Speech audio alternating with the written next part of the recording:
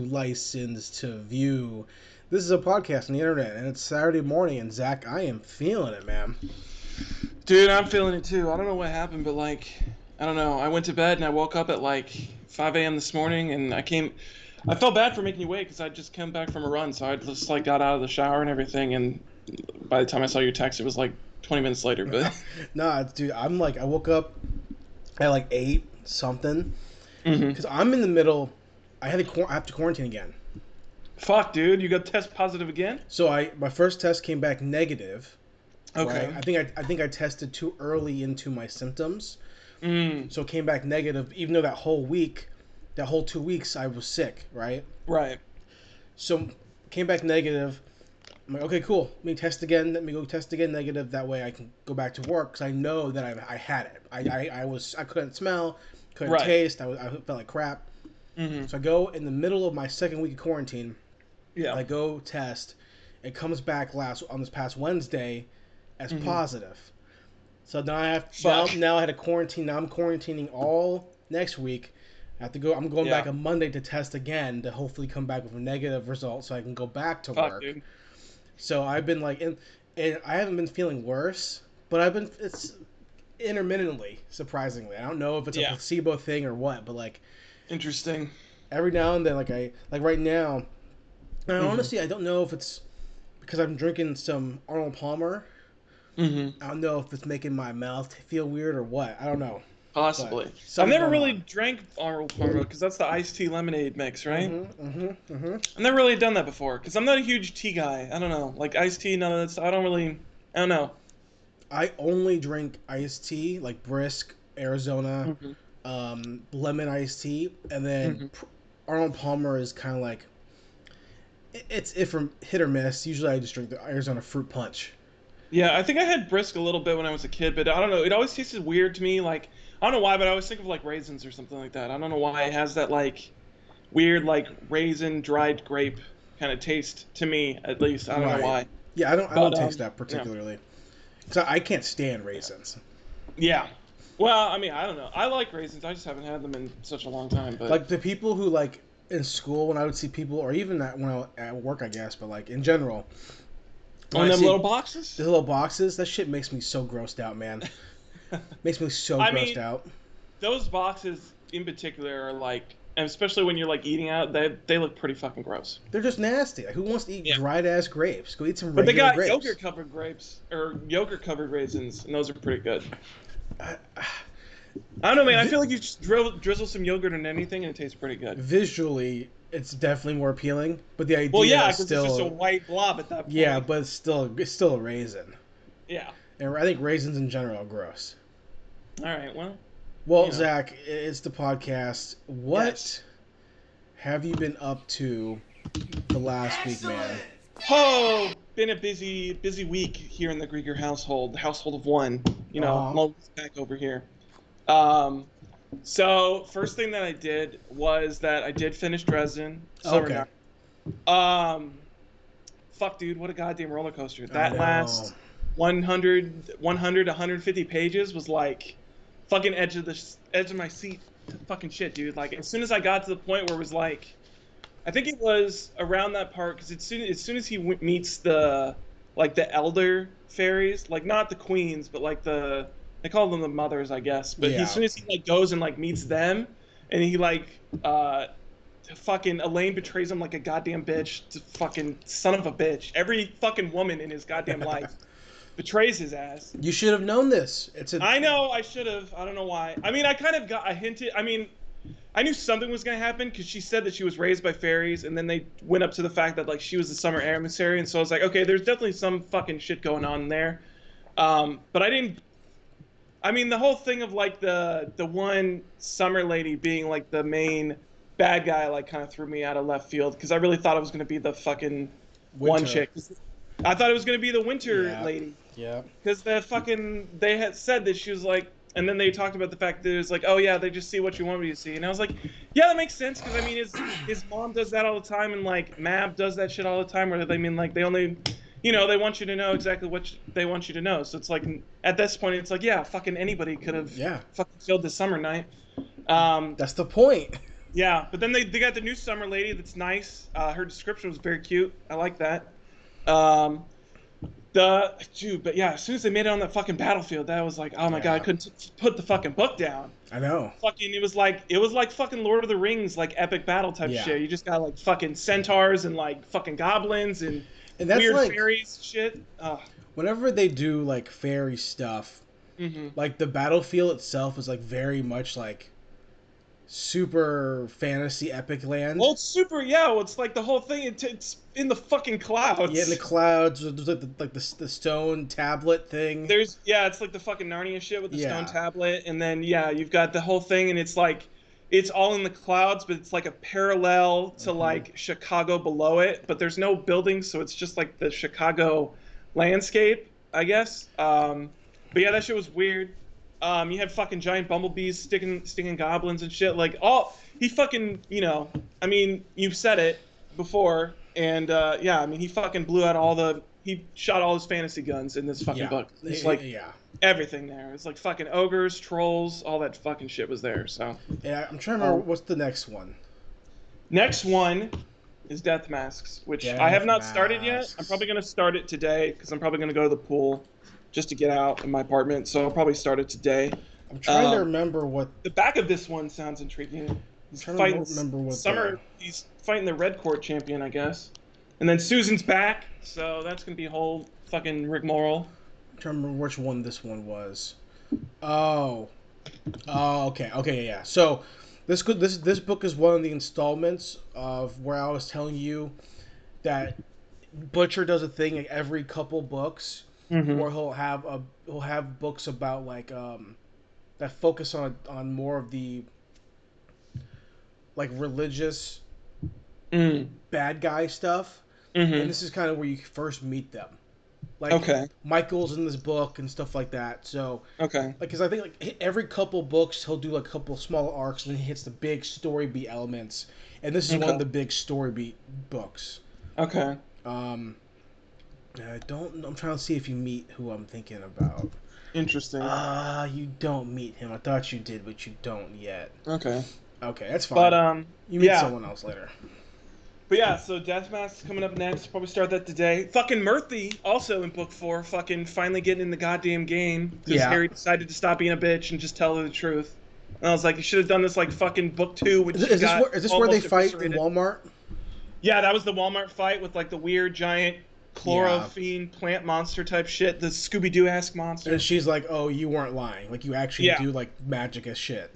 Yeah, like, oh yeah, because that was the other thing. It was like, that kind of threw me for left field because it was like, yeah, he was like chanting some sort of spell, and she's like, oh, you're for real? And I was like, wait a second, you've never watched him fucking do magic before? No, because you're not allowed to.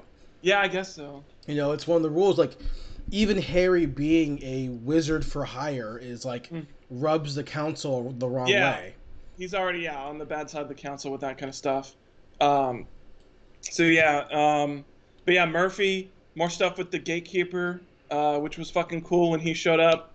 I'm guessing he's going to be a more pivotal figure later on because it seems like he's got a lot of shit going on with him, especially with like, I don't know, like in the big sense, but it seems like at least in the fairy world, he's got his fingers in there, it feels like. Because, I mean, Mab, and I think Mab was talking about him, like she knew him, so. And then he had the stuff, like he had the rock that let him find the fucking fairy battleground, and he had the weird face paint shit that like let him use the site without having to open up his eyes, which was nice. Yeah, I'm not gonna say that he, at least up until he's there intermittently. Like he's a member of the council, Okay. so he's there, Mm-hmm. but he's not a huge part because of.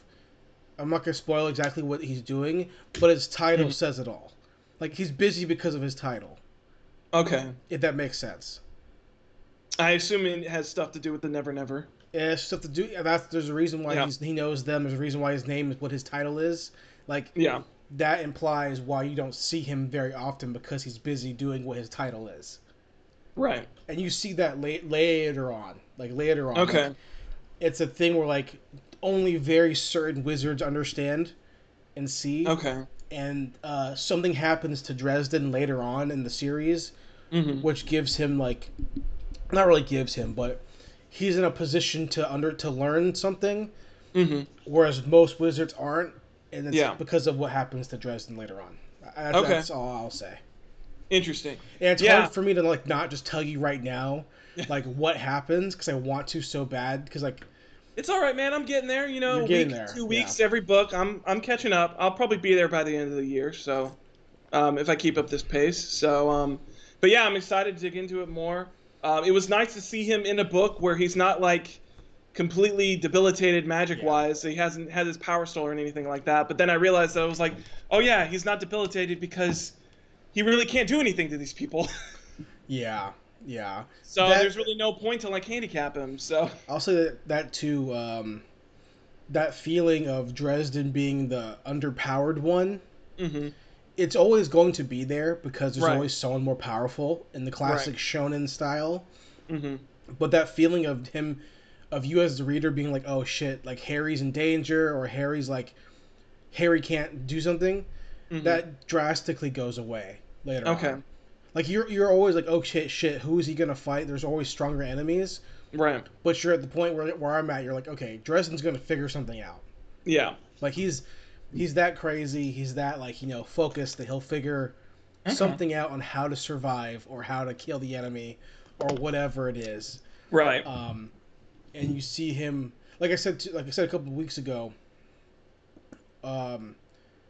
Where not where I'm at now in peace talks or in battleground, he's still kind of there, but more so around Ghost Story and around the book right before Ghost Story and right after Ghost Story, which is like book 12, 13, 11. Okay. It's like Harry at his like all-time lowest. And like it's just like he's very powerful, but his life just sucks. Okay. And like you're reading it and like you're just I already like, got the glimpse of that at the beginning of this book with all of the shit right.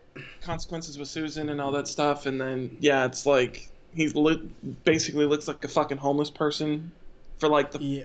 I think the whole book it's until like almost the fairy battle where he like finally decides he's like, oh yeah, I should take a shower. And I was like, Well, yeah, yeah, you're gonna, dude.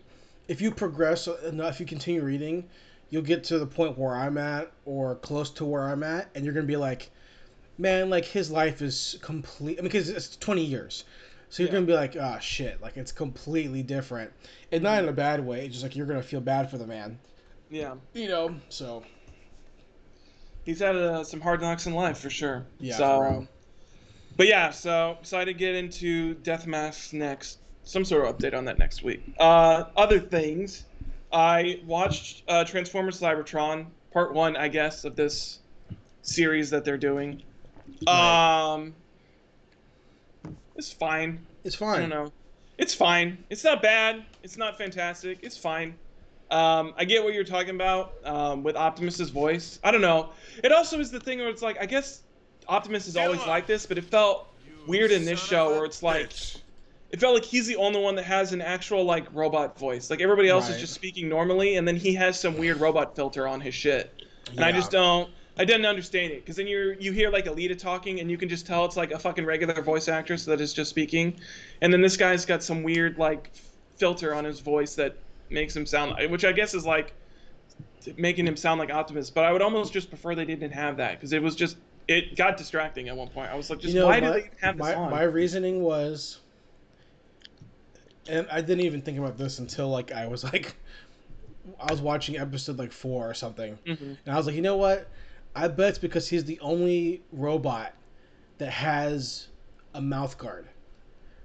Like everyone else has actual lips. Yeah, he is the only one that has a fucking. That's a fair point. Yeah, shield. He has his mouth guard up the whole time. Yeah, I don't know why. I mean, I understand that he's had that forever, but like you would think that like it would come apart. It would come up and down. Yeah, you feel like it would be like a battle thing, like it goes up for battle, and yeah. Yeah, I never thought about that. That yeah, maybe that's the reason. I guess that makes sense. That yeah, there's like that thing, like blocking his voice or whatnot. But yeah, so that was fun. I mean, the last episode was good. That kind of made up for everything because that final battle scene over the space bridge was pretty rad. Megatron was fucking dope. I love Tank Megatron. That shit is awesome. I liked Honestly, this felt more like a Megatron show than like a fucking Optimus show, because it was really going through like his downfall of like, you know, turning to this like the actual Megatron that we know, instead of just like this weird resistance leader that he, I guess, started off as in the beginning, which is weird because they kind of try to cast them both as like resistance leaders, because yeah, they talk about the whole slaver plot, or the, you know, caste system that Cybertron had and all that kind of stuff, and how he kind of like led the revolt against that. So I don't know, that was weird. But overall, fine. I'll probably still watch part 2 when that comes out. I wish that he turned into a gun still. Yeah, I will find it. Yeah, because he's got the fucking cannon shit. Like, I thought he was gonna turn into a gun, and then he just turned into a tank, and I was like, I mean, that's like, cool, it would but be like, it would be really it's not lame. as cool. Like it's lame in general that he'd be like a floating gun. Yeah, but then it's like, it's lame that they're like on Cybertron, but like Optimus is still fucking pickup truck. Like, that makes no goddamn sense. I don't know, man. I don't understand. Like, why would you like turn into a car? Yeah. On your planet, like, it's making sense. I don't understand. Yeah, maybe it's like a thing where it's just like, maybe in this show it's a thing where it's like that's what you're born as, but I mean, I don't know, because in other Transformers mediums, maybe that's just in the movies, I guess. Maybe well, that's no, just... because they're political parties. Yeah. Like it's a Republican Democrat situation. Yeah. Like, you're not Autobot because you turn into a car. Yeah. You're Autobot because that's your political party. Mm-hmm. You know, or your class system or whatever. Like, yeah. Why? Like, they still recruit them, so clearly it's a political line thing. I don't know. Yeah. Like, to me, like, they're making Transformers, and I've been reading the comic book, mm-hmm. the new comic book series, and like, I'm all about making stuff more in depth and darker and, you know, intricate, but like, at a certain point, I start questioning, like, okay, they're robots that turn into cars. Yeah. Like, you can do it with G.I. Joe. Yeah. But ultimately, these are robots that turn into cars. Yeah. Well, I mean, going back to the political race thing, I don't know if that metaphor is necessarily apt, because then it's like, because they're also a race at the same time, because then you talk about... Oh, yeah, exactly, yeah. I mean, like, Autobots and Decepticons, because then you have the part where... what the fuck was it? Shockwave or whatever, where they talk about fucking using the Allspark to, like, wipe out every single Autobot. So, yeah, I don't know. But then you have people like Bumblebee, who's like, I haven't chosen.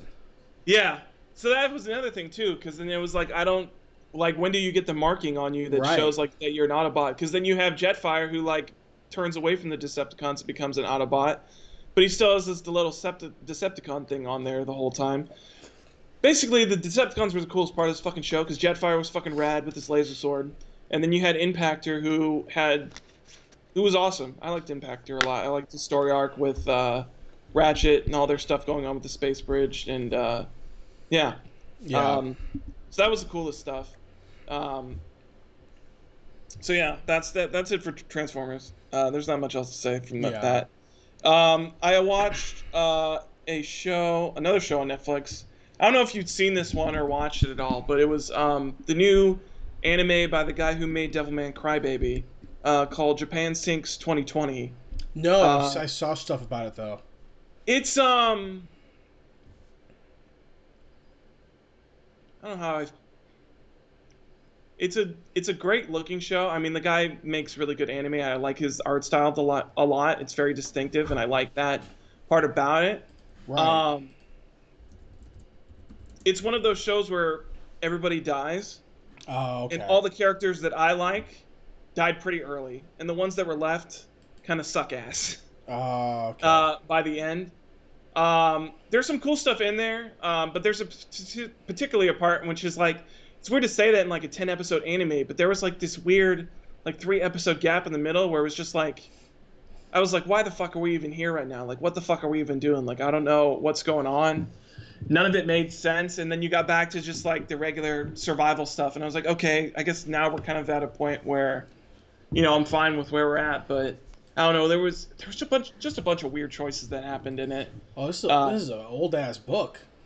Yeah, that was the other thing too. Yeah, I was seeing that it was based off a book that was like super old. Because I think it's already been made into like 2 actual movies before too. It says here Wikipedia that like not only is it was published in 1973, Yeah. But it took the author 9 years to complete. So this person was working on it like in the 60s. Yeah. Yeah. Shit. Okay. But I mean, the story's interesting overall, and I think the concept of the show is really cool. But yeah, I mean, it's just the characters that you're left with by the end. I was just like, I don't give a fuck about any of you. And then the part where it left off, I mean, the whole last episode ends up being like a weird, which is weird because the Olympics aren't going on, but it ends up being like a giant promotion for the Olympics and like supporting the Olympics from like a pride in your nationality standpoint and all that kind of stuff. Because the whole point is that, like, I mean, Japan sinks, and so it gets to a point where Japan is starting to rise again, and so it's like they end up, and one of the main characters, who's a girl who I fucking couldn't stand, is like she's like a high school runner, and like her whole thing in the beginning is that like she was trying to train to go to the Olympics, and so in the end she ends up going. So it ends up just being this like big whole Olympics plug that was like, it just fell out of place right now. And I mean, obviously you can't just delay it because the Olympics are going on, but I mean, I feel like it probably would have hit a little bit differently if like the Olympics were currently going on right now, because I think if they hadn't been delayed, I think they would have been going on right now. Yeah. So clearly this was like meant to tie in with like the start of the Olympics and that kind of stuff, sort of. But I don't know. Overall, I don't know. It's an interesting watch. I think there's better things to do with your time. But I definitely wouldn't rewatch the show again. That's for sure. They fucking killed off my favorite character in like the second episode, which made me fucking pissed off. Their dad was like the fucking coolest dude. He did all this fucking rad shit. And he was like a survivalist, and he like was an engineer, and so he did all this like cool stuff with lights. And like in the first episode, he like lights up this pathway to like the Torii Shrine at the top to like get the whole family together, because like the whole thing was like the whole thing before the earthquakes was that like he did a bunch of weird light shit in their yard, and so they saw that and they're like, oh, this is where Dad is, and so that was cool. Then he gets fucking blown up by a mine in like the fucking second episode, and that was also a fucking horrific death where he's like trying to fucking, because there was like some why are there mines in Japan? So that was, I guess the explanation that it was like stuff left over from World War II. I think there was like unexploded ordnance or whatnot. I don't know if it was a mine, but it was like unexploded ordnance. But he was like, there was a sign that there was like yams beyond this fence or whatever. So he jumped over and he was like digging for this yam, which also he's digging way too fucking deep for a fucking vegetable. Like move on to a different planet at this point. He was like taller than his height into the ground, still like digging for this goddamn vegetable. But then he like taps a shovel on I'm assuming it's like a bomb or something, and blows up. His fucking hand like drops in front of his son. Fucking horrific. And then like the next episode, like nobody's like even acknowledging that he's fucking dead, except for the kid who keeps fucking crying that he wants to see Dad. And the mom's like, shut up! He's not here anymore. He's fucking dead. And I was like, all right, well, I guess we're doing that. So that was weird. Yeah, I don't know.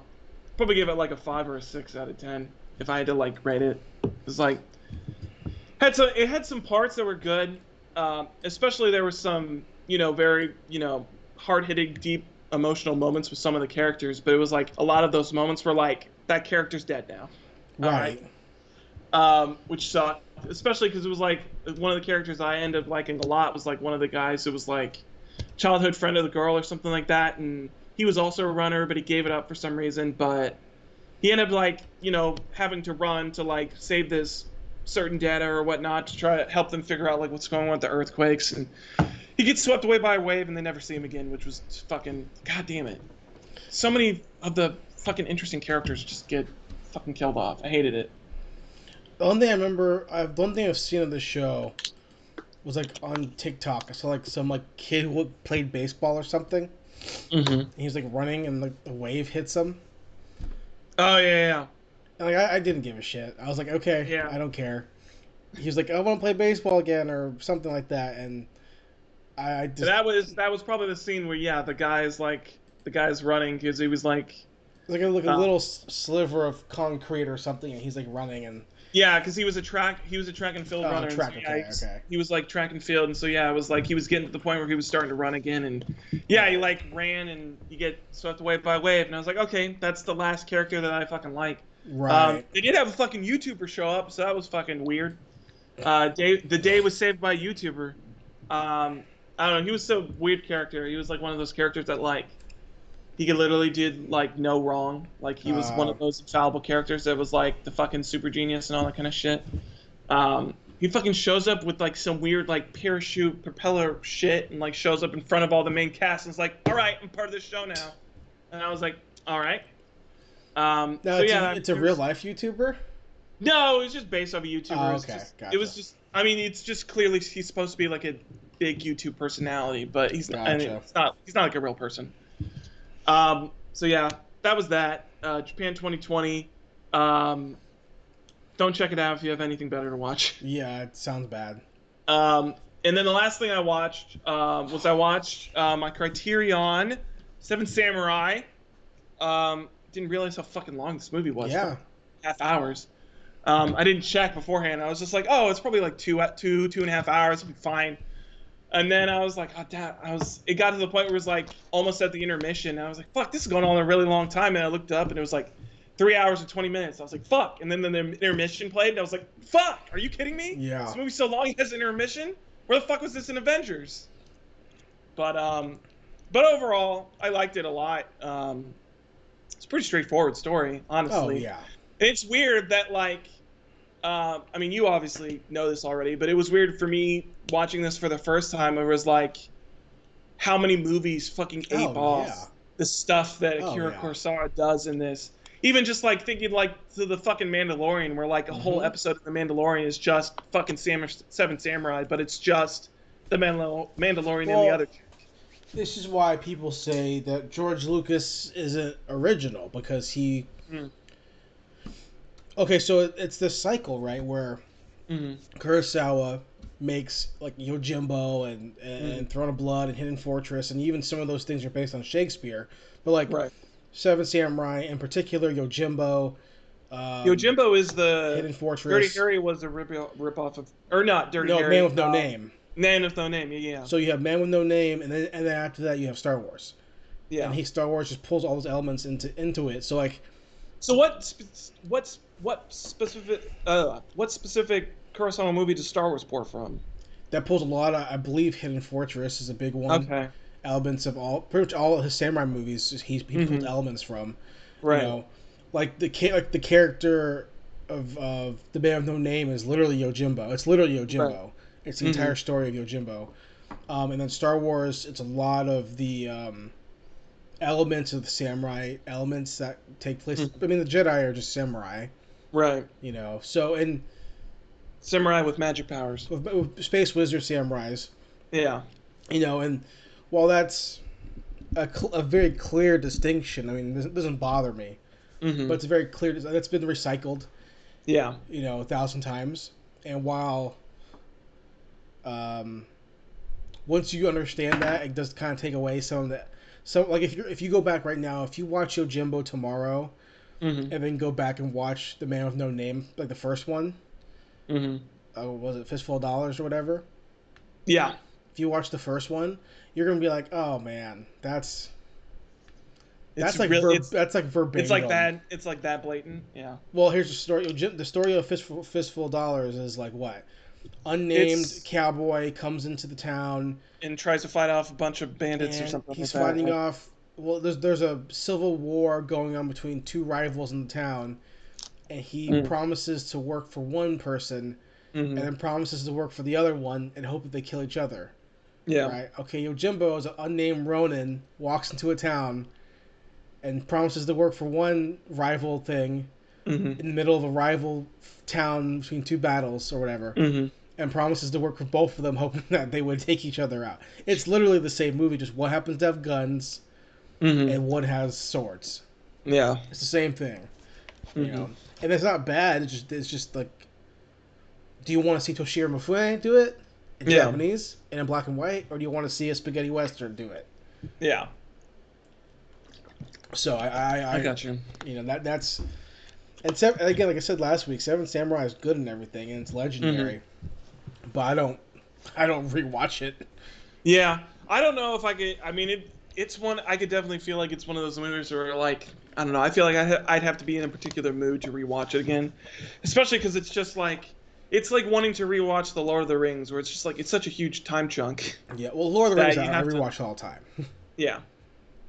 Like Lord of the Rings, I'll rewatch all the time because it's inherently a better made movie. Well, yeah. Because of age, just like it's. Yeah. The technology, the story is inherently more interesting to me. Yeah. You know, whereas in Seven Samurai, it's like, okay, I have 3.5 hours of black and white. Yeah. And just some, like, back in the 60s, and this is 54 when this came out, 55 when this came out. I think so. Like, let's be real. It's a lot of the same camera angles. Yeah, well, that was the thing that I found a little interesting, at least, was because, I mean, with things with the same camera angles, he was able to direct the movement a little bit better, especially with having it, like, zoomed out, especially for, like, the big battles that took place in the village, of, like, having the camera zoomed out and being able to pan across the battle was a little bit more interesting. And there was, you know, select shots of, like, zoom-ins or stuff like that, but yeah, you're not getting crazy, you're not getting a bunch of crazy stuff. I mean, it's pretty much like... And that's where I prefer like Lone Wolf and Cub, like more of the late '60s, '70s, going into the '70s samurai movies, because that's when the cinematography gets better. Where like we're able to like do major close-ups and pulls and zooms outs and rack pulls and all this bullshit. Yeah. Right, because a lot of like the old samurai movies, that while they're good, it's like, okay, we're gonna put the camera here, have wide angle here.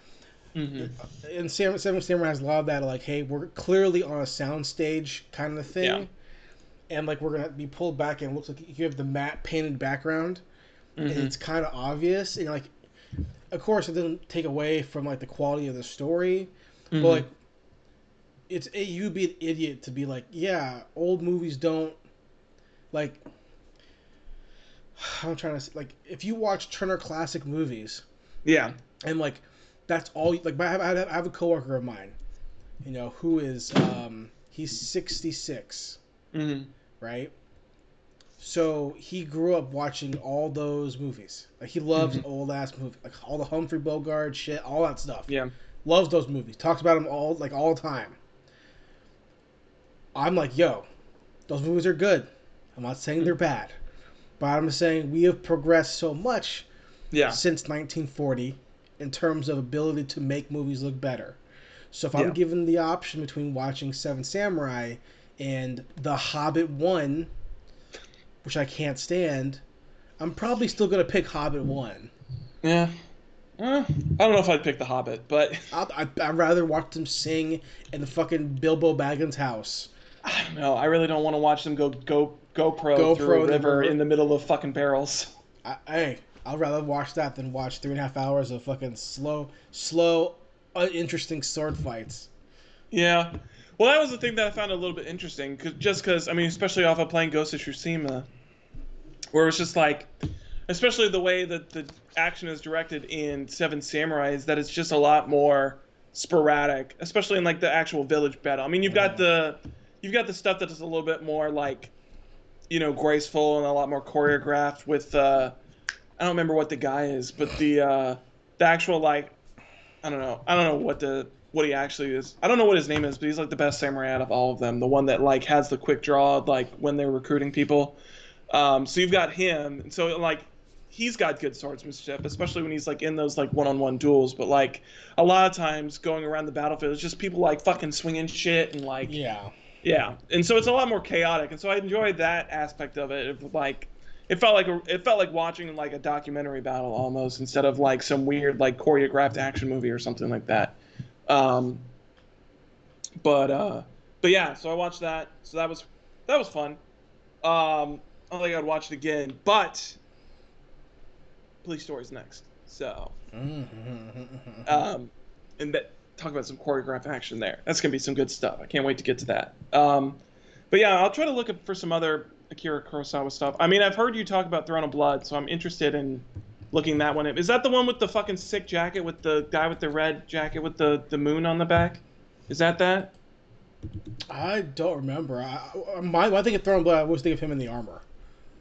Trying to think. It's Macbeth, is what it is. Okay. The whole thing is Macbeth, like the Emperor who has to he gets like played by his wife or some shit like that. You know, whatever that story is, Macbeth. I haven't seen Throne of Blood in a while, but it's when I think I've seen all the Kurosawa movies one time, except for Yojimbo. Okay. I've seen Yojimbo like 4 or 5 times. Okay. So Yojimbo's your favorite? Oh, it's my favorite Kurosawa movie for sure. Okay. It's definitely not my favorite samurai movie. I think Right. Lone Wolf and Cub, as a whole, the whole series, is better. The Samurai trilogy is better, which is I think also that's a Toshiro movie. I think Zatoichi's better, and there's a ton of those. But because those came out later, you know, like they came out like when like Lone Wolf and Cub is like a blood splatter samurai movie. Okay. There's like the traditional samurai movies, like the Kurosawa stuff, and then there's like the next wave, which is like we're gonna make these more brutal. Which one is? Hold on, I saw this one. Because this is the shit that I looked at, and I fucking saw this, and I was like, oh, this looks rad as fuck. Let's see. Oh, that's Masamune. I don't know what movie that is though. Because I saw that jacket, I was like, oh, goddamn, that jacket's rad as fuck.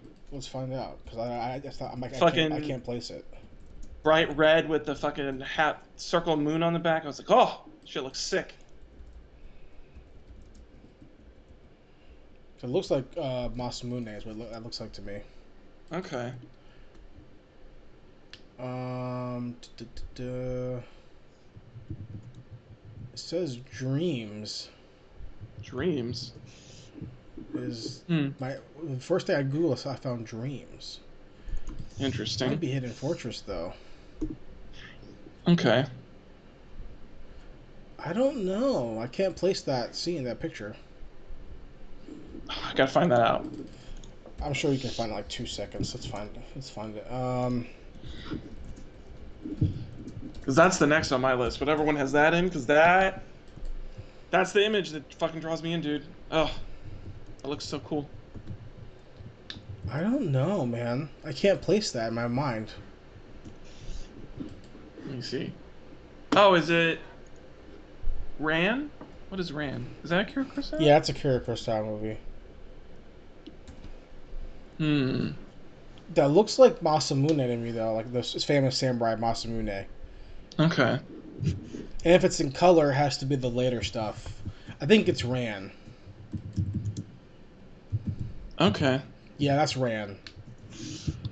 Interesting. Because when I'm looking at it right now, on this. I found the exact same image you just sent me. Mm-hmm. And it says 1985 Ran. Okay. Hold on. Let me see if I can send it to you. That's the next on the list then. I haven't seen this movie. I've never seen Ran. Okay. Yeah, I've never seen this. I don't believe. All right. This looks like the next one I'm looking for then. That or Yojimbo. I don't know. I have to figure out. I do want to watch Yojimbo. 85. But as I was looking for this movie, yeah, Hidden Fortress is Star Wars. I think I was right about that one. Okay. What else you been checking out? That was basically it. That's the big stuff that I was checking out.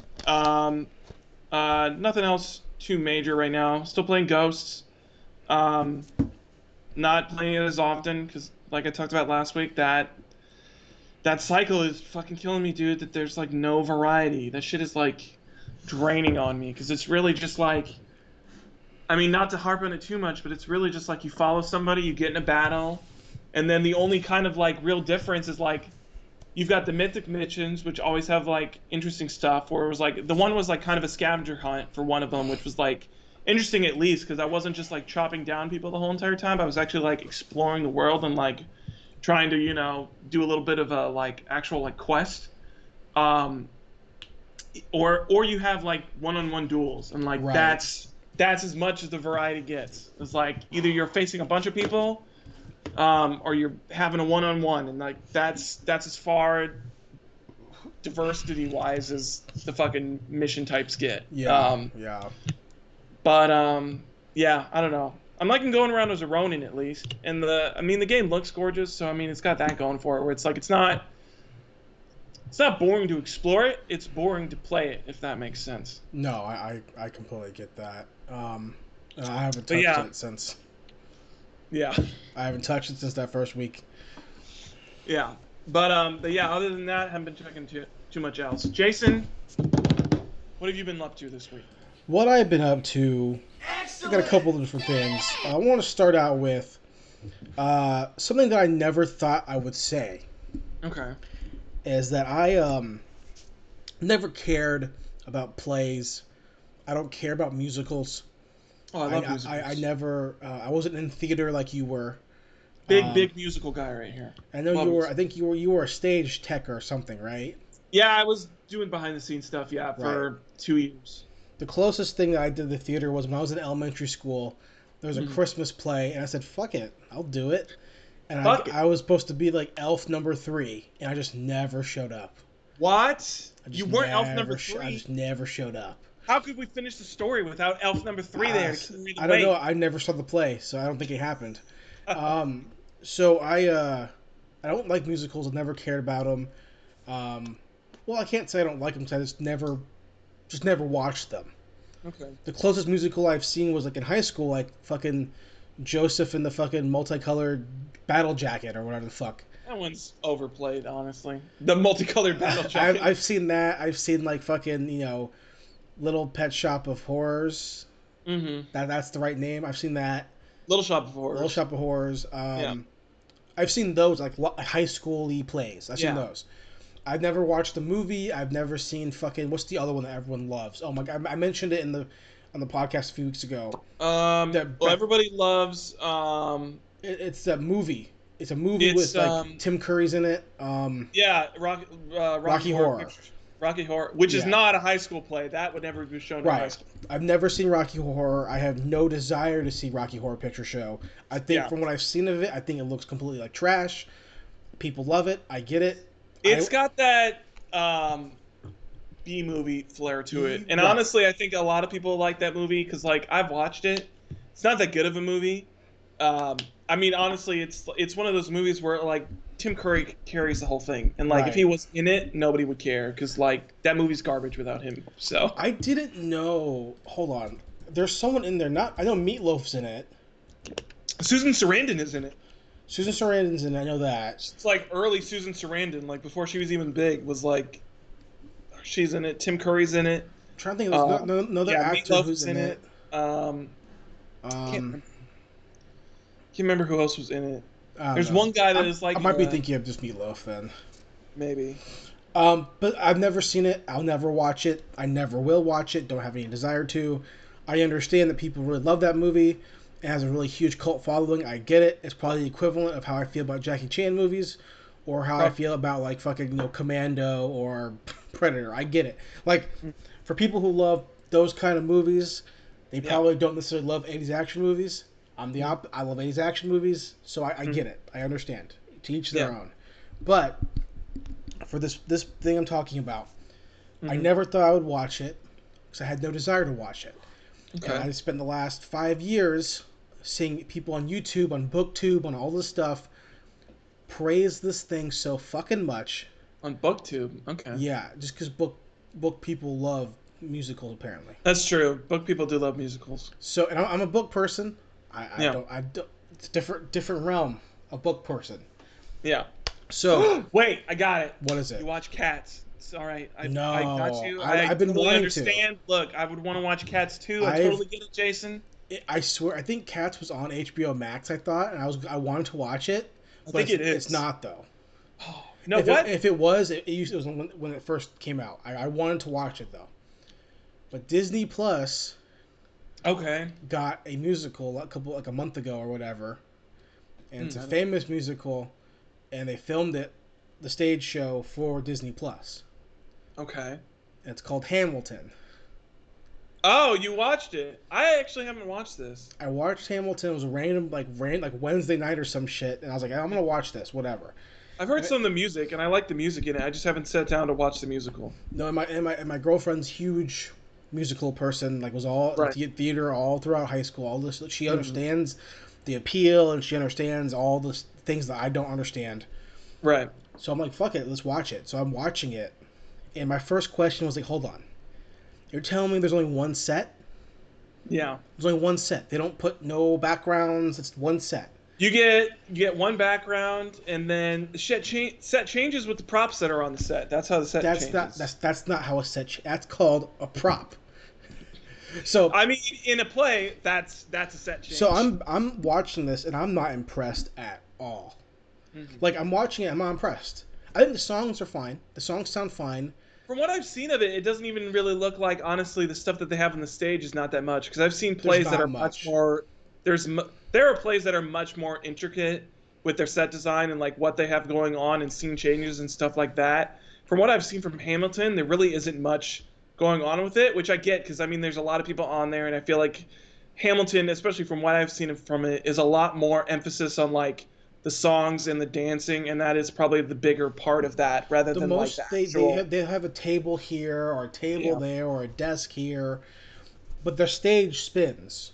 Mhm. They have like a multi-tiered spinning circle in the middle of the stage which spins, Okay. which adds to like choreography or whatever. Yeah. And as someone who has no background at all in musical theater or musical or to plays, or I have no appreciation for it. My initial reaction was, this shit sucks. I need film is better, movies are better. This acting is bad. My question, I literally was like, hey, hold on. At any point, do they stop singing? Do they just talk or act? And they don't in this play. I think no, it's become a thing a lot more with a lot more musicals recently. Or yeah, there's not as much talking, and it's a lot more. They become like basically operas at some point, except for like maybe in a my couple mind, of times. I was picturing that musicals were like High School Musical, where like there's a song here and a song That's what there, musicals are supposed to be. but they like act too, right? Yeah, So that's traditional musicals, but this one, yeah, it feels like it was a lot.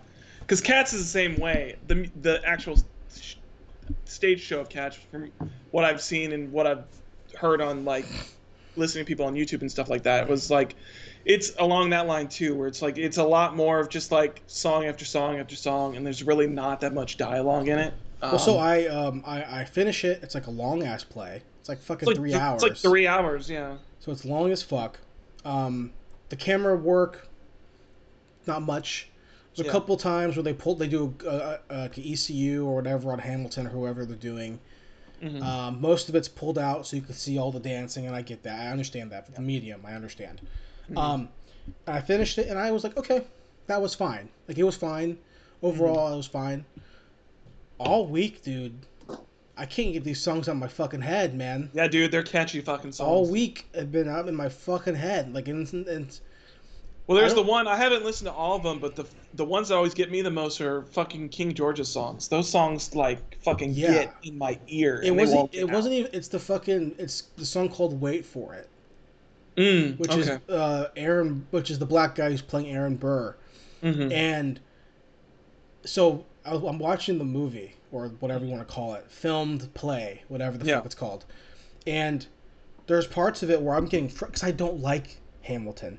Not the actor who's playing him, or the music, whatever the fuck you want to call him, whatever the fuck you call a musical theater actor, singer. He's an actor. Performer. Just call him an actor. Performer. Whatever, Lin-Manuel, whatever the fuck, I don't know, but I don't like the person, the historical figure. I do not like, because I'm a huge history buff. And it's to the point where my girlfriend's like, "Why are you majoring in English? Like, you should be majoring in history." I'm like, yeah, I can't though. There's no option. If there was, I would be. You know? That's true. Yeah, you're basically segued into not that much if you do history. Like I'm a history fan more than I am a fan of English. Right? I love reading books about history more so than fucking actual fiction. Yeah. So I know a lot in quotation marks. I know more than the average American about the revolution, and I don't like Hamilton as a political figure. So I'm watching this and I'm like getting pissed. Because I'm like, fuck this guy. Fuck him and everything he stands for. Fuck the Federalists. And then I meet Thomas Jefferson in the play. And I'm like, who the fuck is this guy? And they're like, oh, I'm Thomas Jefferson. And I'm like, that's not fucking Thomas Jefferson. First of all, I was like, why are these people black? I didn't understand why the people were black in the first place. I didn't know. And I couldn't tell who was who because they weren't who I expected. I was like, oh, why is George Washington this, like, brown guy? Yeah. You know, I'm like, okay, whatever. I don't give a shit. I don't care. It's a play. It's whatever. But, like, so my mind, my political, like, history nerd mind was like, okay, well, why the fuck are we picking a play about this dickhead? You know, and the songs were fine and all this kind of stuff, so I enjoyed it overall. But, like, you know, I learned more about this guy from this play. I never cared about Alexander Hamilton because he wasn't on the right side of history, in my opinion. Oh. You know, stuff like wanting to be have a lifetime president and shit like that. But yeah, he had some ideas in those federalism papers that are not good. Not good. ideal. Not good. At least in my opinion, not good. Yeah. I mean, some of his ideas are good. I mean, I just remember when Ben was going through the federalism papers, and like some of them are good, but some of them are like, what you talking about, homie? But before we move into that stuff, I'm not gonna get there. But watch that. Then I watched Fantastic Beasts 2. Oh, how was that garbage heap? I continued into my more Harry Potter. It was fine. It definitely was not the first movie. I don't see how they're gonna make 3 more. Have they said that they're actually gonna make 3 more? I think the plan is to do 5. Oh, I can't see that. I don't see how they're going to do that because I don't care about him. I care about the American stuff. The American stuff was dope. That was the best part about the first movie, was like seeing the kind of American aspect to it. Yeah. I don't care about Grindelwald because I know that he gets captured. Like, I don't care because they show him in the original movies. Yeah. They show him in Azkaban being interrogated by Voldemort. At this point, when are we gonna get Voldemort in these fucking movies? Because it's gonna happen. Because it's a fucking prequel. So, like, I would rather just have a Harry Potter sequel about, again, Dark Wizard Hunter. Yeah. That's what I want. I don't want to see this Newt Scamander guy. Yeah, I also just don't like his portrayal in general of that character. I don't know. I find it weird. He's that weird socially awkward thing that I don't find endearing at all. I don't know. I don't like that in main characters. I find it really off-putting a lot of the time. Yeah, it's not like, hey, I'm quirky and I'm weird. Yeah. I'm a wizard, but also I should be in Perks of the Wallflower. Yeah. I like the shit with his fucking beast stuff where he's got the fucking menagerie of all the magical creatures. That part was dope, but like, that's like barely even any part of the fucking movie. Well, in this movie, he like is working for Dumbledore. The Ministry of Magic wants him to be an aura because his brother's an aura. That was the other thing too, where they like built him up as like this fucking super wizard shit, like fucking Harry Potter, and I was like, I don't see him as that. Like, his brother is an aura, and he should be the one who's like kicking ass. Like, why would Newt didn't go to school to be an aura? Also, is there a wizard college? I don't think so. I think you just have high school, and then at that point, they're like, all right, you decide now. How the fuck would you become a good wizard hunter if you didn't go to college? Like, you went to high school, and we're going to make you a wizard hunter? I assume that when you join, they have, like, a boot camp, probably, I bet. I assume, too, but, like, you would think that, like, you go to 4 years of college so you could, like, understand how to do, like, you know... Maybe. I don't know, dark wizard shit. I don't know. I didn't care for it. It was fine in terms of, like... It was a movie. The first one's better. I don't see how they're gonna make 3 more. So I'll watch them. I didn't know they were trying to make 3 more. So yeah. I don't know if I'll ever watch it. I mean, I like the first one, but like, I don't know. I had really no interest in watching the second movie at all. Not missing much. And then I saw reviews, and everybody was saying that it was like basically meh. And I was like, well, if it's meh, I'm not gonna really waste my time. The big twist is like, oh, you know, the bad guy, or like the not the bad guy. The fucking, like, big whoop-de-doo of the first movie, the weird-looking kid. Yeah. He's supposed to be, like, the fucking, like, he has magic, but he's, like, repressed or whatever the fuck that character's name It's is. the weird good dude that turns into a fucking tornado or some fucking dumb shit. Yeah, I forget his name. It's like Festus or some. I don't know what the fuck it's called. The bullshit guy. He gets captured, or not captured, but recruited by Johnny Depp's character, Grindelwald. Yeah. Who looks like Jack Frost. Yeah, and the big like, oh no, is that okay? Well, he tells him, hey, by the way, your family shunned you. Your real family did you a bigger disservice. Your real last name is Dumbledore. Oh my fucking God. So they're saying that he's supposed to be Dumbledore's like other brother.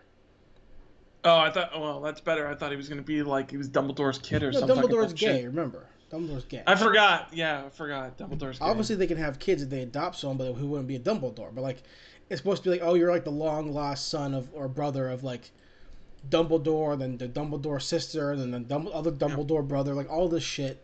I don't know. Maybe it's just me, but I also just don't care about Dumbledore that much. I don't give a fuck. Yeah. I'd rather see more. Again, I want to see more American shit. I want to see more American stuff. I don't care about this new guy. I think the character's really boring. But with that being said, I'll still watch 3 more because it's still Harry Potter, I guess. And I still enjoy those. I enjoy the world. The world building, but the world building in these movies is still better than other stuff. Yeah, you know that's true. Then I read some Vince Flynn novels. He's a spy thriller guy, or he's dead now, but he's spy thriller. I've been pushing my way through his books. They're good. They're really great spy fiction. Okay. It's about the movie American Assassin with Dylan O'Brien. Yeah, I like that movie. Based on Michael his books. Keaton. Yep, it's based on his novels. Okay. Or based on his novel American Assassin. There's more novels. Okay. Really great series. It's a book series that my dad loved, and he gave me the books, so I've been reading them. If you don't like conservative, terrorist hunting, no bullshit stuff, don't read these. This is a series from a conservative guy. It was like the first movie was like he fucking is like his girlfriend gets killed by like a terrorist and he goes on this like crusade.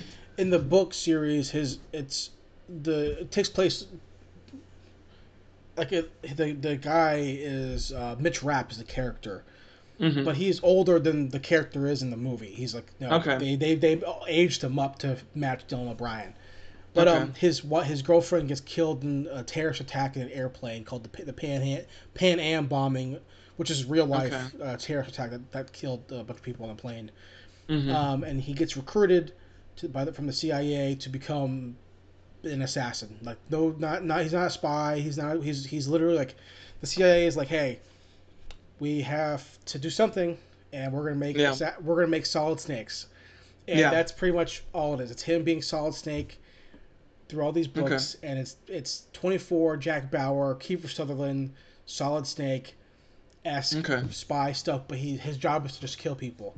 And when you take away, like, I love spy books, but they're not spy books in the sense of like, hey, here's a fucking George Smiley book, which is all fucking thinking and like fucking double, triple layers of double agent shit, like proper spy book. Vince Flynn books are like this. Hey, you like hour-long TV dramas about guys killing people? I got the best book for you.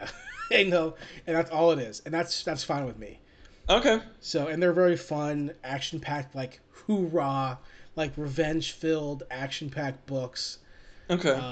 They're really fun for what they are. So I'm reading those. Okay. The last 2 things I want to mention.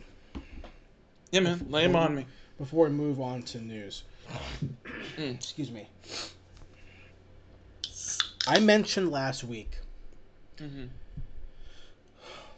that there's supposed to be G.I. Joe figures coming out.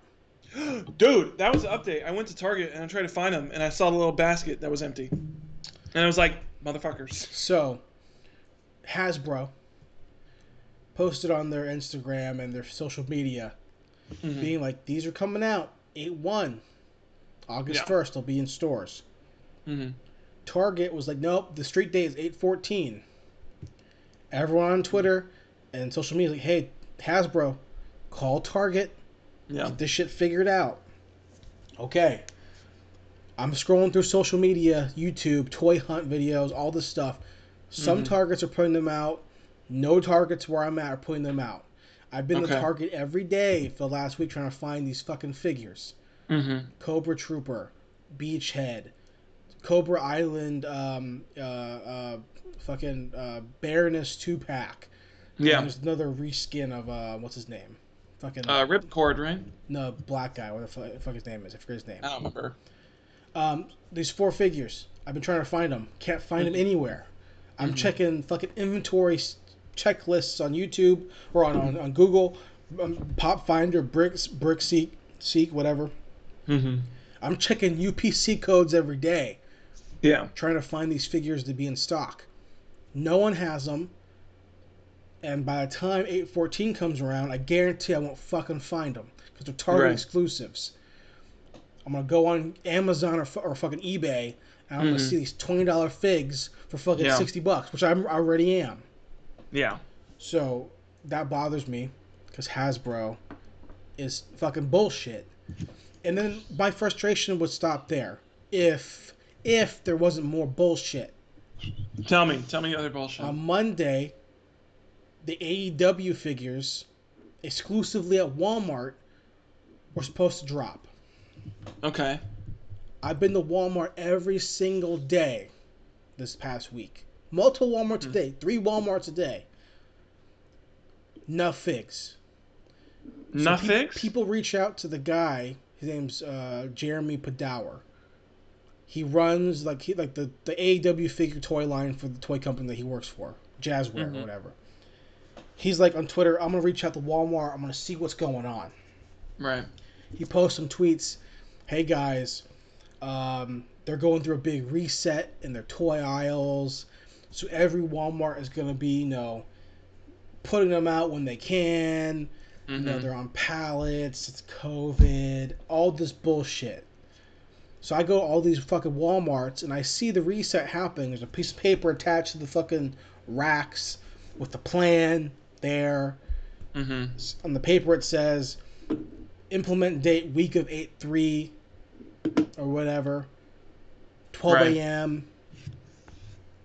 5 Walmarts in my area. Not one aisle has been reset. I haven't found a single fig. Now, other people on the internet and across the country are finding these Walmart figure exclusives. I am so fucking frustrated that these fucking toy companies are making exclusive figures with places that don't give 2 shits. Yeah. That don't give 2 shits. And you could pre-order the AEW figs from other places and get them. You can. I just didn't want to get all of them. But the idea that I have to fucking do all this bullshit for toys really frustrates me. And I understand they're toys, but this is business, baby. I'm trying to pay money for these fucking toys. And Walmart, and they don't give a fuck. Walmart doesn't give a shit about putting these toys out, man. They don't fucking care. I don't know, man. It's killing me. It makes me want to stop collecting certain toy lines. Damn. I have the next wave of G.I. Joe figures pre-ordered, and they're supposed to come out in November. But they're already showing up in fucking the West Coast at toy stores. Are they? Targets, yeah. Fuck. They're already showing up. So why the fuck is my pre-order all the way for fucking November or some shit, but they're coming in stores right now? Yeah. It makes no fucking sense. It doesn't make any sense at all. It's killing me, man. I want to collect all the G.I. Joe figs. Target exclusive, Amazon exclusives, fucking bullshit. Just make the fucking toys. Let me fucking buy them. Let me put them in my fucking display case, and I can be happy. Example, before we move to the news and I stop ranting. If you're gonna make Baroness with the motorcycle, the 2-pack, exclusive to Target, even though that character is one of the most wanted characters of G.I. Joe. Yeah. Why would you make it exclusive and I haven't seen one person find it? I haven't seen one person find this figure. Yeah. So I know that 8/14 was that next Friday? 8/14? 8/14 next Friday. Yeah. I'm going to be fucking busy. Yeah. Driving to every fucking Target to hope that I can find these fucking figs. Yeah. I guarantee I'm not going to find a single one. They're all going to be bought and scalped by some dickheads. Yeah. All right. Let's move to the news. We got All right. Zach. Yes. What's hot? Marvel's Avengers, apparently. Avengers game. The beta's out. I have not played it. I've seen some of the gameplay. I watched a guy playing a little bit on a live stream today. I don't know. I don't know, man. I don't know how I feel about this game. Because, like, on the one hand, I like, I do like the Marvel superheroes. I like some of the superheroes that are coming out. Hawkeye seems rad. The Hulk looks fun to play. I hope Captain America's fun because he's my favorite. So I hope that that's fun to play. I really don't care about anybody else, though.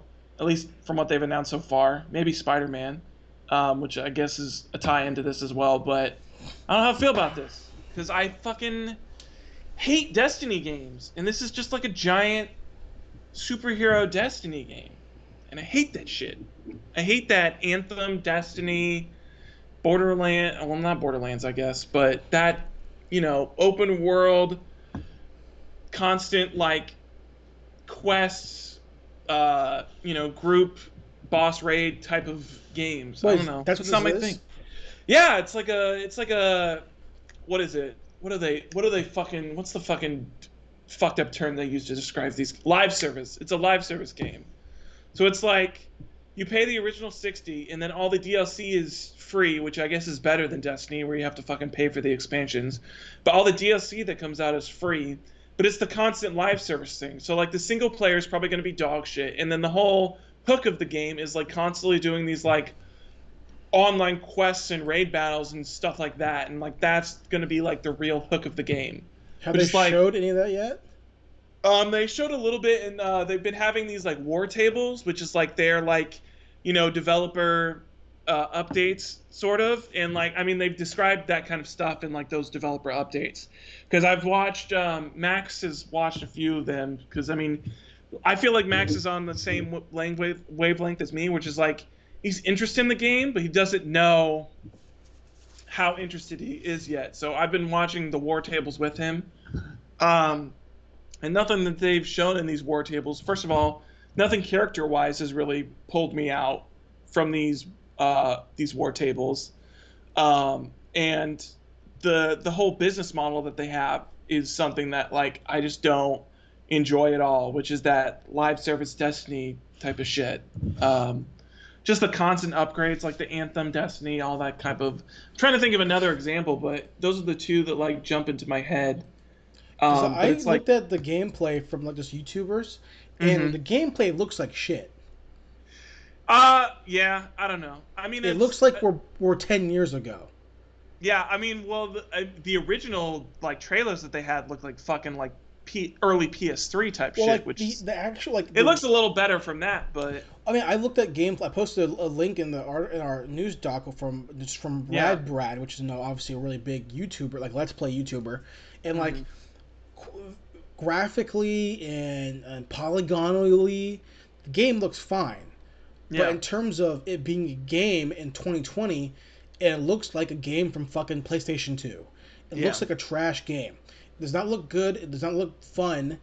It looks Which is bad. weird also because these are the same people. This is Crystal Dynamics. Like, these are the people that did Tomb Raider, which I fucking love the Tomb Raider games. I think those games are super fucking fun. So the fact that this game looks like fucking dog shit like this, I don't know. Well, it doesn't. That's not fair. It doesn't. I don't think it looks like dog shit, but it definitely doesn't look like a fucking PS4 game. That's for sure. Again, I'm not. When I say it looks like shit, I don't mean graphically. I mean the fact that I'm mashing square. Yeah. And I'm running. It looks like a really bad PS2 game. Yeah. Like, I thought we were beyond this. Fucking hallways. Again, I like hallway games. If there's a good story, it's an RPG elements. God of War is a perfect example of a hallway-based game that I like. This is not. This is the wrong direction. Yeah. And then also you add in the fact that people are going to get Spider-Man. Yeah. But he's exclusive to PlayStation. I don't know. I mean, I get why people are upset, but I mean, it doesn't bother me too much because I was gonna buy the PS5 anyway, so I mean, that's already doesn't affect me that much. You mean but... the biggest Marvel character? Yeah. Of all time. I mean, it's gonna be the one character. that, honestly, as far as like characters that are gonna make you sell the game, that's the character that's gonna get people to buy the game. Like, and so the fact that it's exclusive is weird. I know that the MCU has made Iron Man an important character, but comic book fans never gave a shit about Iron Man. Yeah. People care about Spider-Man. Yeah. So the idea that that's exclusive to the PlayStation, which I don't give a fuck, 'cause I'm not buying the game either way. I'm just saying, like, that's such a stupid business decision. Yeah. To make the biggest... That's like, hey, you know what? Hey, we're releasing DC's Justice League, and you can only play Batman on the Xbox. Yeah. It's fucking Batman. Yeah. No, like, that's not Captain America. Spider-Man is better than Captain America. This is Spider-Man. You know, if you were like, hey, Marvel's Avengers on PlayStation only, you can get Wolverine. I get it. Okay, it's fine. It's Wolverine. I don't know. I feel like it would put Wolverine on that same pedestal almost, though. As far as like name recognition and like what would get people to buy it, I feel like he and Spider-Man on that similar level. If it was an X-Men game, sure. Yeah. But it's an Avengers game. Well, that was the shit that makes me the most pissed off, is that there's no fucking X-Men in this fucking game. And we're already past the point where it's like, they fucking own the X-Men again. Why the fuck am I not seeing X-Men in this fucking game? I'm scrolling through Disney Plus, and what do I see on Disney Plus? X-Men. Do they have the X-Men on Disney Plus? Yeah, Fantastic Four, X-Men. Yeah. X-Men 1, X-Men Apocalypse. Yeah. It's on Disney Plus, you know. I just don't think this is a smart move, and I think that people who do care about this game, it makes them pissed, and I understand why they'd be pissed. I'd be pissed too. Yeah. If I gave a shit about this game, but I don't care about this game. I've been saying that since we've seen trailers for it a year ago or whatever. I think it looks. I don't know. Crap. I mean, I might try the beta, and maybe if playing it, maybe it's better. But yeah, I mean, watching people play it, it's not getting me super excited. That you can let me watch Thor fighting humans, and it take longer than 2 seconds. Yeah. It's Thor. Yeah. And there's a scene in the opening in this gameplay where you're on a bridge fighting humans as Thor. You're fucking Thor. Yeah. That should not be in this game. Black Widow. Yeah, but I mean, at some point you gotta video game it up, because I mean, if you're just like, because I mean, even Star Wars had this similar type of thing where it's just like, I mean, if you're just one-shotting every single enemy that comes across your path, no, I understand. Star Wars, explain it though. You're not a full Jedi. Yeah. You and even then, Jedis can't go out there and fucking beat up 1,000 stormtroopers by themselves. They can't do it unless you're, it's an anime. Yeah. But like, it makes sense why whatever the fuck his name is in Fallen Order, or whatever the fuck his name is, can't do that because you weren't finished. You left. Yeah. I get it. Yes. But Thor, the god of thunder, can fly around, and literally bullets don't hurt you. Yeah. So the opening fight scene is him fighting humans. Hulk. What are we doing? Like it's like you have to dumb down the characters for the game, and I get that. But like it would have been smart to be, hey, here's a Captain America game. That makes more sense to me. Yeah, I mean, I guess it would make more sense, but I mean, also, I don't know. I mean, I'm willing to look past that kind of stuff from the video game aspect of, like, Thor not being able to one-shot all these humans and stuff like that. I'm able to look past that from, like, because, I mean, because I remember the game that I fucking loved when I was a kid was the fucking, what was it? It was the Incredible Hulk game that was on the GameCube. And, like, even in that game, he's not, like, one-shotting every single person. That's ridiculous. He's not. That's ridiculous. He should be. It's video gaming it up. I mean, it's just like, I don't know. So, I mean, I'm willing to, sidestep that kind of stuff. But, I mean, the biggest thing for me that's, like, a deterrent for me is, like, not even the gameplay, because I haven't seen too much of the gameplay combat-wise, other than, like, the stuff in the war tables and stuff like that. And for me, honestly, with gameplay, I feel like I have to touch it, and if I don't enjoy playing it, then that's my verdict from that. I really don't get too much from trailers. As far as, like, I mean, the overview of the gameplay is fine, but, like, as far as, like, me judging whether it's fun or not, I really don't know until it's in my hand. But, like, I mean, it goes back to me where it's just, like, none of the characters that they're showing in the game so far are, like, characters that make me want to play the game. Like, I don't give a fuck about Kamala Khan or whatever. I don't give a fuck yeah. about Black Widow. I don't give a fuck about Iron Man. Hulk's kind of interesting. Thor would be cool, but like I don't. All of the gameplay stuff that I've seen with Thor doesn't look particularly fun. I haven't seen too much stuff from Captain America, but I assume he's just like a regular like melee beat 'em up, which is like I feel like that would get boring after a while. So I mean, Hawkeye would be the most interesting thing to me, and then Spider-Man. But those are both DLC characters, so they're not characters I'm gonna be able to play with off the jump. So I'm already like out of it from that aspect. So I don't know. I think the game looks like trash, and if people like it, good for. I hope you enjoy it. But to me, Thor should be in fighting fairies and demons, and that makes more sense to me. Yeah. Like he is in the comic book, like him fighting humans makes sense to me, because he can throw his sword, throw his axe or a fucking hammer, and it would literally go through people's bodies. Like it will not stop. Correct? I believe so. Yeah. You could throw it like he was going to kill Loki in Ragnarok. He could throw the fucking hammer and just recall it back, and it will go through people's bodies. He can punch people and make them explode. It does not make game logic or story logic unless they were like, oh, these people are actually robots. These people, and that's like fucking lame. Yeah. That's that bullshit. Like they did that in they do it all the time in games where they don't want to have like in TMNT. They don't want to have you kill. They don't want to have you kill humans. Like in like TMNT 2012, the cartoon, like they fight like robots because they don't want them to like samurai sword, fucking like ninja sword people in half. Yeah. And I get it. It just like this game just looks rough. The Spider-Man exclusivity is rough. The Kamala Khan being a major character is rough.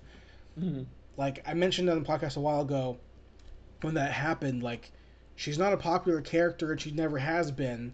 Yeah, well, I mean, look at sales. Those sales don't tell you that she's a character that people care about in the comic book. They don't. Yeah. It's just not the case. People care about Spider-Man. Yeah. And making Spider-Man exclusive because it's a Sony character or whatever you want to do, however you want to describe it, is just really piss poor, work for me. But yeah, I don't know. I mean, what do you feel? Excellent. About Sam Neill? I'm fucking jacked, fucking excited. I saw that shit. It was I saw that shit, and then I saw that you posted it in the news, and I was, because I think I saw that I was at work because I was looking for stories to put in my newscast. And I was like scrolling through the trending on Twitter, and I was like, Sam Neill popped up. I was like, Sam Neill? Sam Neill got to say. And I was like, oh, he's gonna be in the next Jurassic World? Fucking down for it. Let's go. I'm down. So Sam Neill posted on Twitter, Instagram, being like, "Hey, this next movie is going to be really great. It's more practical effects. It's going to be a great story. I'm excited." So. Posted a picture of his hat, but what I understand, I was listening to a podcast who is infinitely more into Ghostbusters, and they're older. The hosts are older than you and I. Mm-hmm. One of the hosts is a huge like kaiju Jurassic Park fan. Mm-hmm. The podcast is called Yes Have Some, and they're one of the guys is like, yeah, that's not even the Jurassic Park 1 hat. That's a Jurassic Park 3 hat. And I was like, huh, really? I had no idea. So I don't remember. So even then, it's like, what are you doing, guys? Why aren't you using the right hat? I'm trying to remember now. I'm trying to remember because I don't even remember. I think he loses his hat for most of the fucking movie in Jurassic Park 1. Like in most of the movie, he's not even wearing a hat. His ascot is more memorable than his fucking hat. But I personally don't care about him coming back. I mean, wasn't Jeff Goldblum in the last movie? Yeah, for like all of like 5 seconds, because he had like one scene where he was like in a courtroom and he said the line where nature finds a way, and then that was it. That was all that. But I know this movie is supposed to be him, Goldblum, and Laura Dern are all coming back. And along with Chris Pratt and Dakota or whatever. Um, 'Cause that's just too many Bryce people Dallas at that. Howard. Bryce Dallas Howard. Because that's just too many people at that point. There's too What many main characters. what are they gonna do for Jurassic Well, World 3? Jurassic World 3 is the fucking dinosaurs are fucking out and about, dude. You got fucking you got velociraptors running through national forests. You got fucking tyrannosauruses in the middle of, swimming pools and doing some weird fucking shit, and that's all it is. Dinosaurs in the well, they had that because you remember they put out like I think right around COVID they put out like a mini movie that was like hitting towards it where it was like people were camping out and then they got trashed by I think like an ankylosaurus that like trashed through this like RV campground, and then there was like an allosaurus that like was like hunting ground. So it's just like dinosaurs are just like in the fucking wild. You're like saying all these dinosaur names and like I have no idea what the fuck they are. Look, just know that all dinosaurs are fucking cool. They all tell me fucking like, rad. You have to explain which is it the hammertail? Okay, an ankylosaurus is a clubtail. Allosaurus is a smaller version of Tyrannosaurus Rex with longer arms. Okay. And then those are the two that showed up in the mini movie. You got the Utah Raptor, which is like the actual name of the Velociraptor. The what? The Utah Raptor? It's the official name of the Velociraptor. Because they were found in Utah, so they're called Utah Raptors.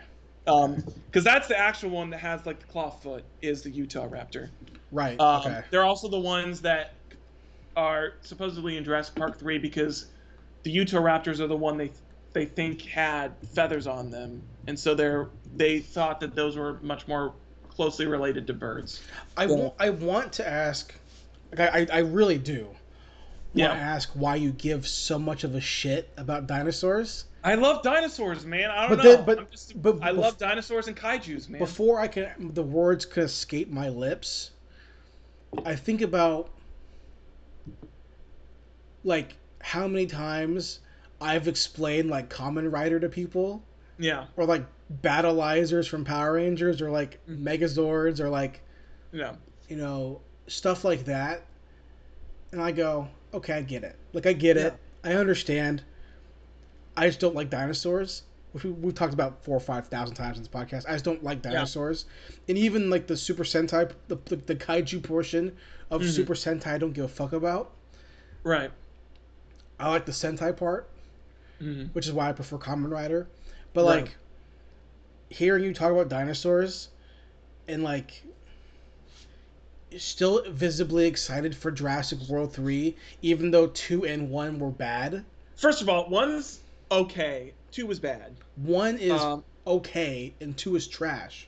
Well, yeah, 2 is garbage. And Lost World was trash, and so is Jurassic Park 3. Like First we've been through Jurassic before. Park 3 had some exciting stuff in it, and Jurassic Park 2 is not that bad. It's on Netflix. Go back and watch them and tell me if they're good. I know. Still. You know what? I'm about to go through the whole fucking trilogy, and I'll see you next week, bud. I was gonna watch 2 and 3 last night, and I was like, you know what? Why would you skip 1? Because I've seen it like 4 times this year. Oh, all right. Also, real quick, I'll watch all 3 probably next week. Because I did see that they have all 3 on Netflix now, and I was like, oh, interesting. Yeah. I think that Jurassic World 3 Dominion is probably like on the bottom of my will watch this year list, or next year, whenever it comes out. I think it's supposed to be next year. I have no desire to see it. I don't know why they're doing it besides money, obviously. Well, money. I don't really care. Know. The hook of dinosaurs in the real world. I mean, it goes back to the whole thing of like, you could replace dinosaurs with anything, and it's got that same hook. We're already gonna get that movie better in Godzilla vs. Kong. Oh, I can't wait. That's gonna be so much better. Kaiju stuff coming out. This is the time kaiju fans are up. This is the time for kaiju fans. But do you consider dinosaurs kaiju? I mean, in the technical aspect that they're giant monsters, then yes. If you put kaiju basically down to the fact that they're giant monsters. I can tell you right now. Also, Godzilla is a giant dinosaur, so. I can tell you right now that I'm going to predict Jurassic World 3, not in the terms of like what's going to happen in the movie in terms of story beat, but I can tell you segments like for sure. Okay. Insert raptor scene, like every other one. Well, obviously. Yeah. Well, I mean, it's like, just look at Jurassic World 1 and 2, and it's just like those whole movies are centered around the raptors. So. Insert Tyrannosaurus Rex style dinosaur who gets topped by another bigger, unseen, oh no, we didn't know that one existed animal. Honestly, if they go back to the whole fucking genetically modified shit, I'm gonna be disappointed because that they did that in 1 and 2, and it was even more boring in 2 than it was in 1. Although in 2 they did have that, in Jurassic World 2 they did have the great scene where he fucking played possum and he winked at the camera, and I was like, all right, you're cheesing it up. I dig that. That's that whole portion, which is the last third of the movie. I think so. Yeah, it's when they're in the mansion. And that shit was literally some of the worst movie I've ever seen. Well, the whole point that he has a fucking giant basement that is able to fit dinosaurs underneath the mansion, and nobody fucking knows about it, is fucking ridiculous on its head. That whole story beat was complete ass. Yeah. And there's no one can say otherwise. That movie sucked. Is it more ass than the fact that the girl decided to save the dinosaurs because she's also a clone? The fact that shit was garbage. I was thinking about the clone thing yesterday, actually. The fact that the girl's a clone makes me mad. It makes me mad. It makes me furious that that's an actual story beat in the fucking movie. Because we didn't learn after the first Jurassic Park that we shouldn't play God. That was the whole point. Well, it's that goes back to the whole. I mean, look, that goes back to the whole thing of Terminator. It was we didn't learn to not use AI. That's my point. That's my point. The only other movie franchise that should have ended after the first or second movie is Terminator. Yeah. And the idea that look, people died in Terminator 1. Mm-hmm. People died in Terminator 2. Yeah. Infinitely more shit could have happened with Jurassic Park Aftermath. And the idea that human people were lawyers didn't just destroy that thing from existing is unbelievable. More unbelievable than recreating dinosaurs. That's more unbelievable than that. And that's pretty unbelievable. Yeah. But the idea that this was going to be a theme park that didn't shut it down completely, and then 20 years later it reopened, shut the fuck up. Yeah. That's more unbelievable to me than fucking dinosaur. That's literally more unbelievable than me. So I mean I'm going to watch it obviously because I see all of them. It's gonna suck. We know it's gonna suck. I think it's gonna be fine. I don't think it's gonna suck. I think it's gonna be okay. I think it's gonna be better than. I think you're just blinded. What was it? Blinded by Lost Kingdom. It's gonna be better than Lost Kingdom. I think. Fallen Kingdom. I think you're just blinded by the fact that you like seeing fucking. Maybe dinosaurs. Maybe I'm just blinded by the fact that I fucking love some. You're just blinded because you're the kind of guy, and I've known people like you my entire life. Okay. Who, when the camera zooms out, and a dinosaur is you get fucking hyped. And I fucking love it, dude. I love it so much. Oh my god. And I'm the opposite. I go, I don't care. I love it so much. God damn it. I get more. I'm the kind of guy who goes when the camera zooms out and you see fucking Bruce Lee that's when I go, okay. I get hyped for that too, though. Yeah, but you like dinosaurs. I like both.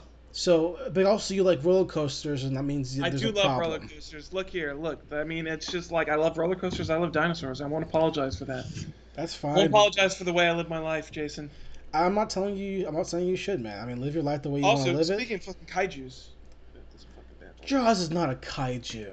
Jaws is he's an underwater kaiju. He's not a megalodon.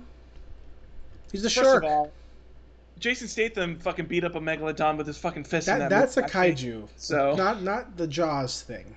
He's a kaiju for a realistic kaiju. Nah, I don't know, man. He's 50 feet long or some shit. Next piece of news.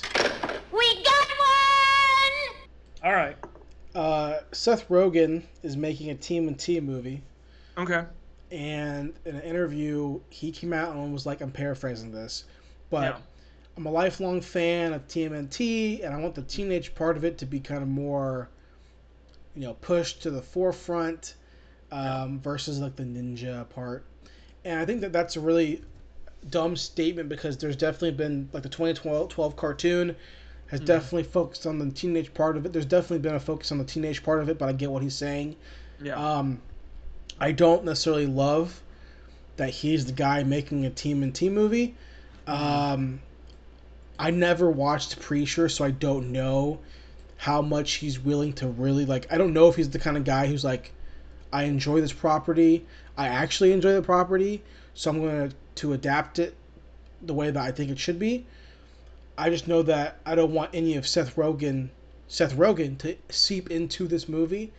So I do not want to walk into the theater and see TMNT and I see fucking Ralph being like, fucking like, I smoke weed. I don't want to see that. I think as far as him adapting stuff, I wouldn't look towards Preacher too much because I think AEW, or is it AEW? No, fuck. AMC. Is it AMC? A&E. Right? A&E. No, AMC, right? Okay, AMC. I can't remember. Right. But their adaptation of Preacher, I think, was hamstrung by AMC in general, just being, you know, a TV station, and then also the budget that they were able to receive for Preacher. As far as adaptations, I would look more towards The Boys and what they were able to do with that, because that's also Seth Rogen. But they were also able. They did do some of the Jesus stuff with Preacher, though. I can't remember because honestly, I only watched like 2 or 3 episodes. Like they did the fight scene where they did Jesse. His name's Jesse, right? Yeah, Jesse Custard. They did Jesse fighting Jesus, so I know that they're willing to. He honestly doesn't even fight Jesus in the comic, so that's kind of weird that that's there. So I think he has a showdown with God, but he doesn't like fight Jesus. So maybe I'm thinking of God. Maybe it's God. Maybe it's God. But like I know that they're willing to clearly go the distance, and nothing in TMNT is like, you know, Garth Ennis-y. Mm-hmm. So I'm not worried about the content being too like graphic for them to right translate. It's honestly, more about getting the vibe. I think for me, as far as Seth Rogen adapting stuff, I think he has a fairly solid track record. As far as like getting, especially with what you're talking about, I think he really, especially with stuff that he really cares about, and so I think it really comes down to how much does he care about TMNT and how much does he know what's there. Because I think for the stuff that he knows what the heart of it is, and I think for stuff like, I mean, if you look at The Boys and you look at Preacher, I think when he knows the material and he knows why fans like it because he's a fan of it himself, I think he does a fairly good job of adapting it. Mm-hmm. And so I think at that point it comes down to a question of how big of a fan of TMNT is he really? Because again, the idea of pushing the teenage part to the forefront, I'm fine with. Yeah, I have no problem with that because the Michael Bay ones are definitely more about the ninja. Yeah, which I'm fine with as well. The series goes. But the thing about TMNT, right, is that it ebbs and flows both ways. Like, it goes very much into the ninja stuff. I always go back to the live action, man. That's always my fucking bread and butter. That's my favorite TMNT. Right. It's not mine, but I get what you're saying. Yeah. My favorite TMNT is 2003. That's the anime TMNT, right? Yeah. Yeah, that's a good shit, too. That's good shit. That's good shit, too. That's very much ninja. Yeah. That's very much that's ninja. Super fucking ninja. That's super ninja. That's like they're not even teenagers at that point. They like basically act like just fucking adults. That's Sam Riegel playing Donatello. That's super ninja. But we'll see how that goes. How do you feel about Dennis? I saw this, Dennis, my boy Dennis. The fact that he says, so Dennis has said that he's basically sprinting to make sure that he finishes Dune on time.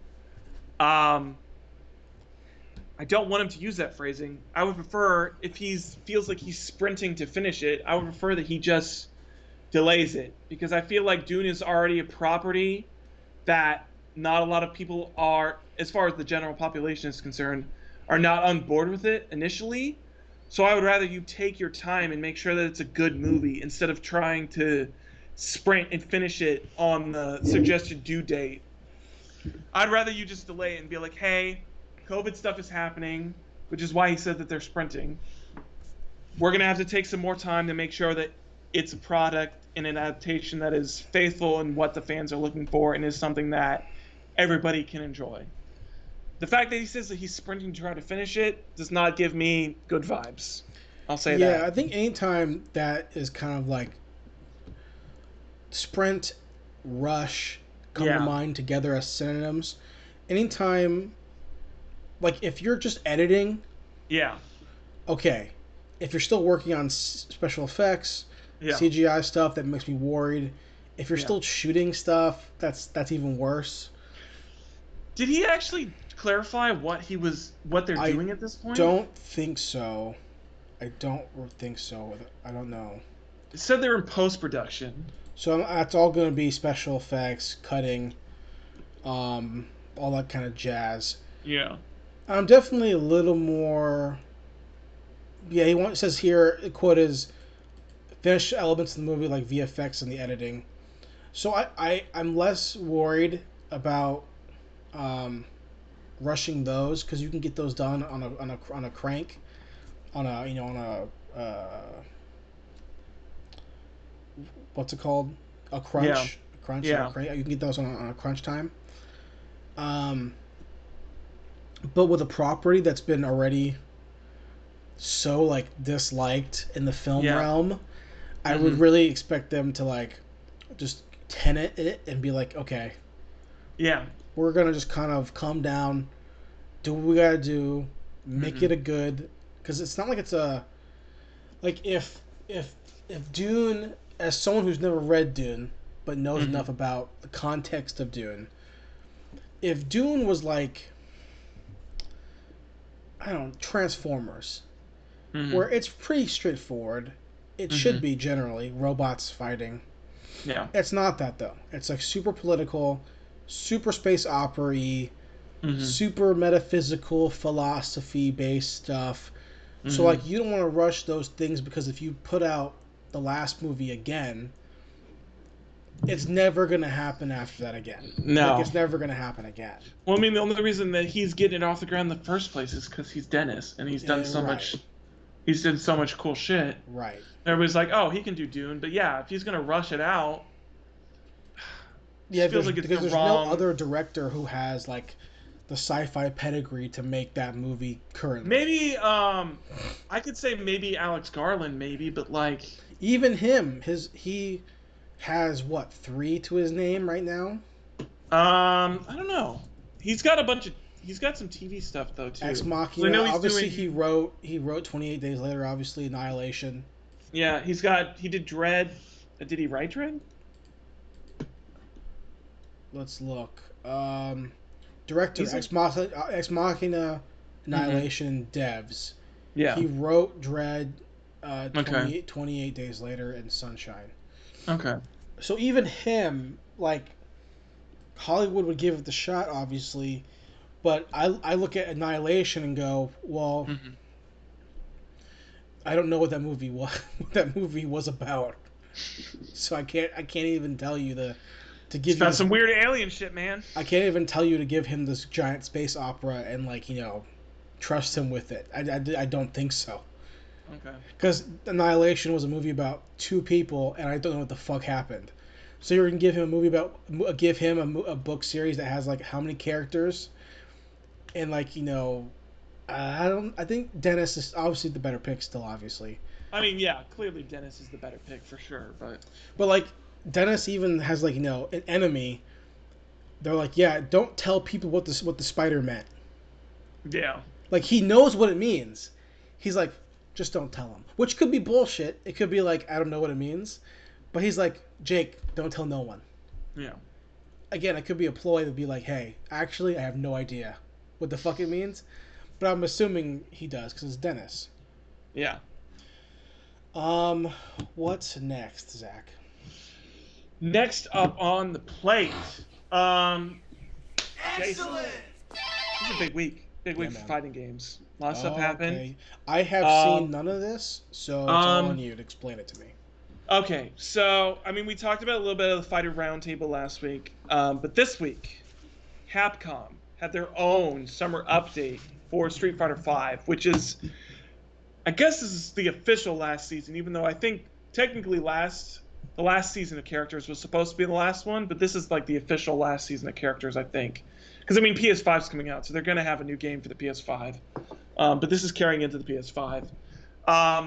So they announced their new slate of characters except for one, and I'm pretty fucking excited about all of them because I've grown to appreciate the first character they announced more, which is Dan. Dan Hibiki is going to be in Street Fighter V now. He's coming out in winter of this year, I believe. So sometime around November, December area, Dan will be in the game. He looks fucking rad. He looks like he's got some cool ass shit with his taunts, and it looks like he can cancel his specials into taunts, which looks fucking sick as fuck. So Dan's gonna be in the game. That's sick. Rose is gonna be in the game, and I played Rose numerous times. I played her a lot in Street Fighter 4. So I'm a big Rose fan. So I'm happy to see that she's back in the game. Third character they announced Oro from Street Fighter 3, Third Strike, and I think he might have been in like the first original Street Fighter and like Second Impact, maybe. I don't know. I'm not too familiar with those. I really just know Third Strike. But Oro's going to be in the game. He's holding a turtle, so he's going to beat your ass while balancing a turtle in his hand, so that's fucking sick. I really like the concept of Oro, like, as a character, where he's just like, I'm so above all you fucking plebeians that, like, I really only have to fight with one hand and I can still beat your ass. So Oro's going to be in the game. That's going to be fun. And then the last character that they announced, there's one more that they have yet to announce, but the last character they did announce was a character that I don't have any connection with. I haven't really played this game too much, but it's from Rival Schools. Have you played Rival Schools, Jason? Oh, I played it a ton as a kid. Okay, so you know the character of Akira in Rival Schools. Never played as her. Okay. Right? Her. I don't know too much about her. I mean, they showed some gameplay of her. She looks cool. She's got like a motorcycle helmet thing going on, and the character art they released for Street Fighter V looks rad. But I don't have any real connection with her. But yeah. I'm surprised they didn't like do the baseball character or the main character with the school uniform on with the red gloves. That was what that was the thing that was I can't remember. His name is like Boto or something like that. I can't remember what his name is, but Max said that too, that they were surprised. But everything that I was seeing from people that I was watching in the FGC was basically saying that, like, the fact that they chose this character is like they're not just going for Rival Schools of like, oh, this is Rival Schools character, this is Rival Schools representation of like, this is what like fans of Rival School wanted. Apparently she's like a fan favorite character in Rival Schools and like a character that like people wanted to see in other Capcom fighting games. So like, I think for a lot of people who had been like disappointed in Street Fighter V, which is like, I haven't picked it up in a long time, but apparently for a lot of these people, what they showed in this trailer and in this developer update was very promising for the future of Street Fighter V and the future of Street Fighter VI. Because as far as that game's concerned now, Ono isn't really a part of that development anymore. Because, I mean, honestly, he kind of fucked up Street Fighter V, so Capcom kind of demoted him. They basically have made him like the esports guy now. And so now there's a new director for Street Fighter V and a new producer as well. They're the ones that have been charged in like, who have been in charge in the last group of characters, which was like, I didn't play too much of like the G and the Sagat as far as like that round of characters, but they were also responsible for the development of Gil and Seth, who I fucking love playing as Seth. I think Seth is a fun fucking character in Street Fighter V. So I'm excited to get my hands on like Dan and Rose and Oro, and like these are characters that like I have connections to and I really want to fucking play as. So this is fucking big. Can't wait for these. The only problem is that it's going to take so long for them to come out, because Dan is like winter of this year. I think Rose is like spring of 2021, and then Oro and Akira are like the summer of 2021, and then whoever they have yet to announce, there's like one mystery character yet, and they're not until winter of 2021. So it's like it's a really long development schedule. So right. But yeah. Oh, okay. Still have never played Street Fighter V. I mean, I played a couple of rounds here and there, but I you just didn't like it, yeah. Didn't sink any time into it like I did Street Fighter 4 or any of the iterations of 4. Yeah. I honestly, it's like the roster's getting a little bit to where it's like I like the characters within the game, but I just don't. I'm not a huge fan of the V trigger and the V system. I don't know. It's just not something that I enjoy too terribly much. So Yeah, I get that, but hopefully that works out well.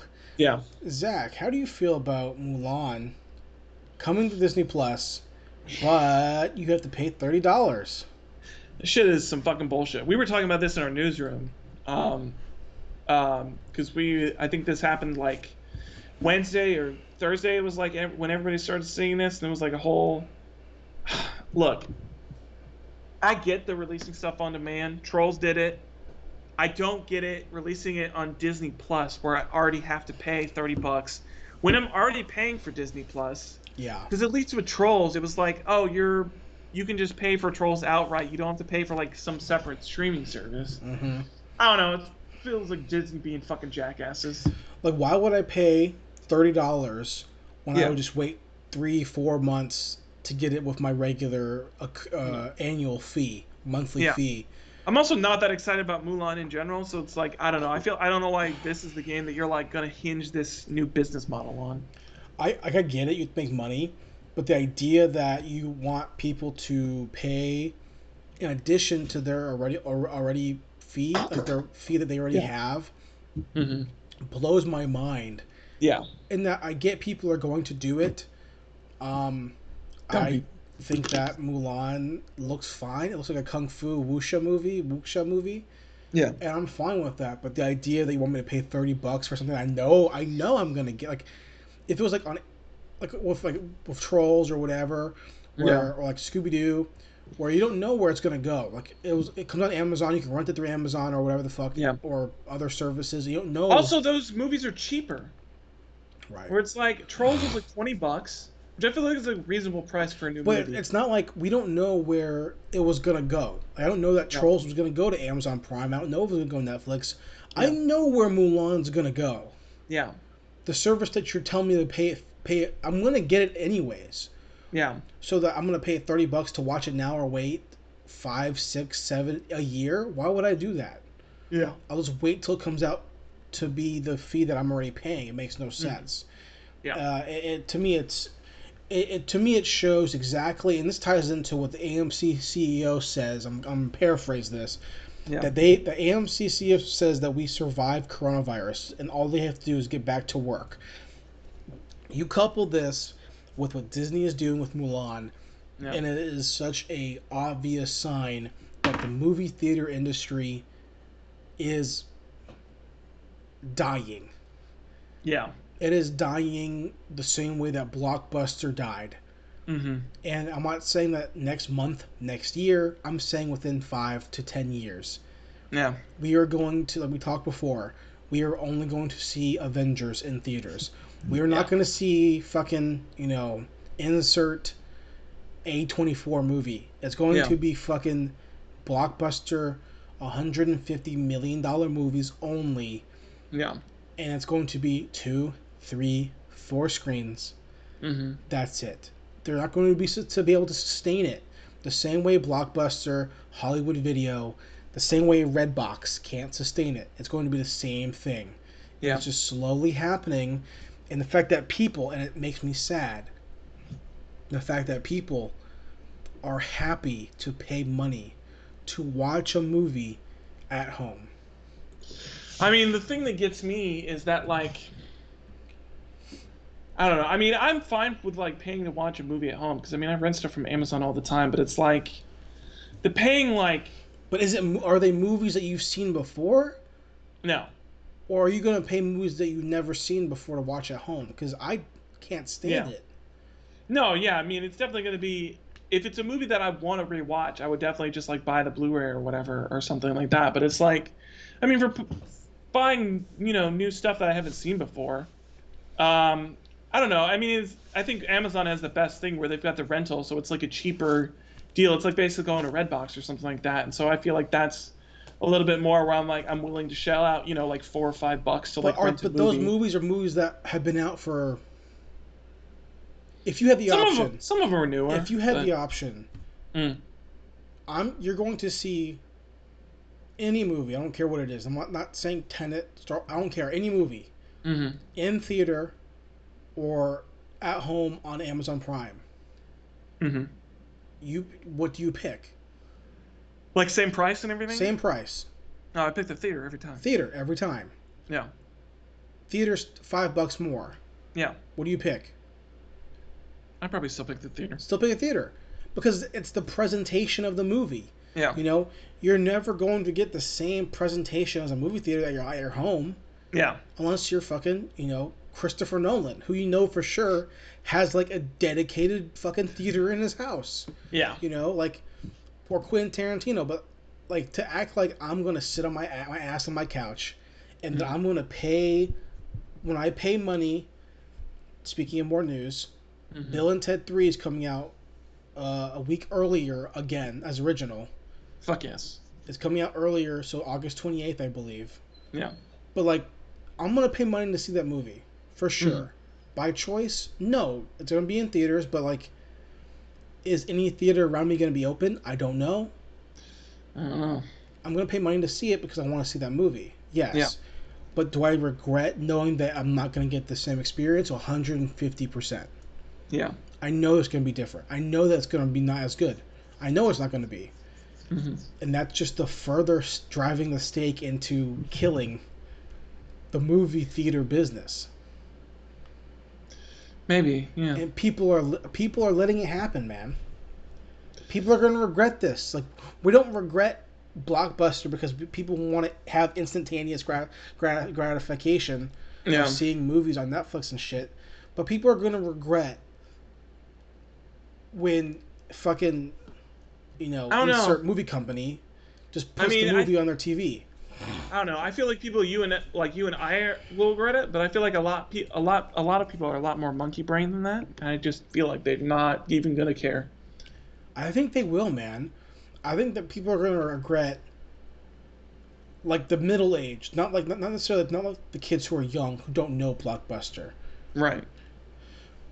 But the kids who are like 10, 11.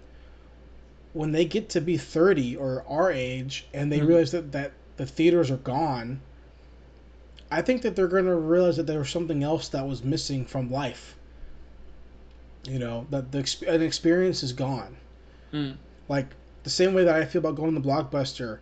I was at CVS or Walgreens yesterday, and I saw a kid, like a little kid, like 5 years old, and her mom, like it was like mom and her daughter, and they're at the Red Box. Like getting a movie from Redbox or whatever. And I was thinking to myself, like, this is what this kid knows. It's like Redbox or Amazon Prime. Like, the idea of going to a store and walking through aisles does not even, like, comprehend, doesn't even make sense to this kid. And they'll never have that experience ever. It's never going to happen again. It's not coming back. Right. And then eventually when this little kid is, like, fucking 30... I just know the idea of going to a theater and buying popcorn and waiting in line is not going to exist. Right. It's not going to exist. And just more of the movie culture just slowly dying. Yeah. I mean, that's fair. I don't know, man. I don't know. So, yes, the Bill and Ted coming out a week earlier. Amazon's AMC CEO saying they survived it, but we know they haven't. Yeah. Zach, how do you feel about this Netflix documentary that you mentioned? Honestly, I saw the trailer and I think it looks rad. And it's a little bit more nuanced than what I put in there. It's not really just specifically about arcades. It's just about like early video games in general.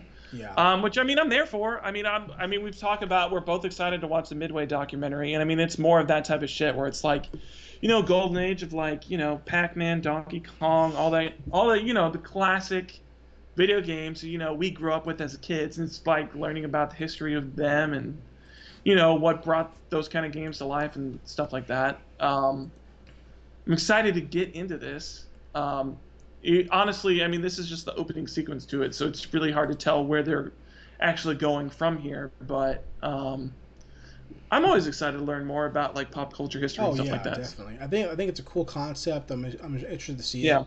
I'm glad that's coming out so soon. Unlike the Midway one, Yeah.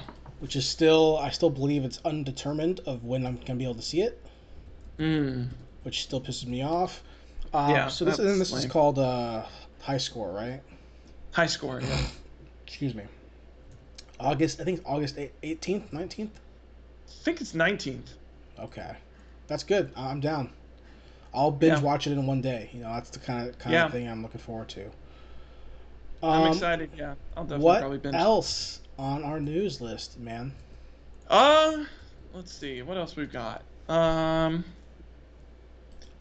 hadn't seen too much about this. I'd really only seen the picture about it, but the Rocksteady Suicide Squad game. Oh yeah. Sounds really fucking stupid. I want a fucking Batman game. Give me more Batman.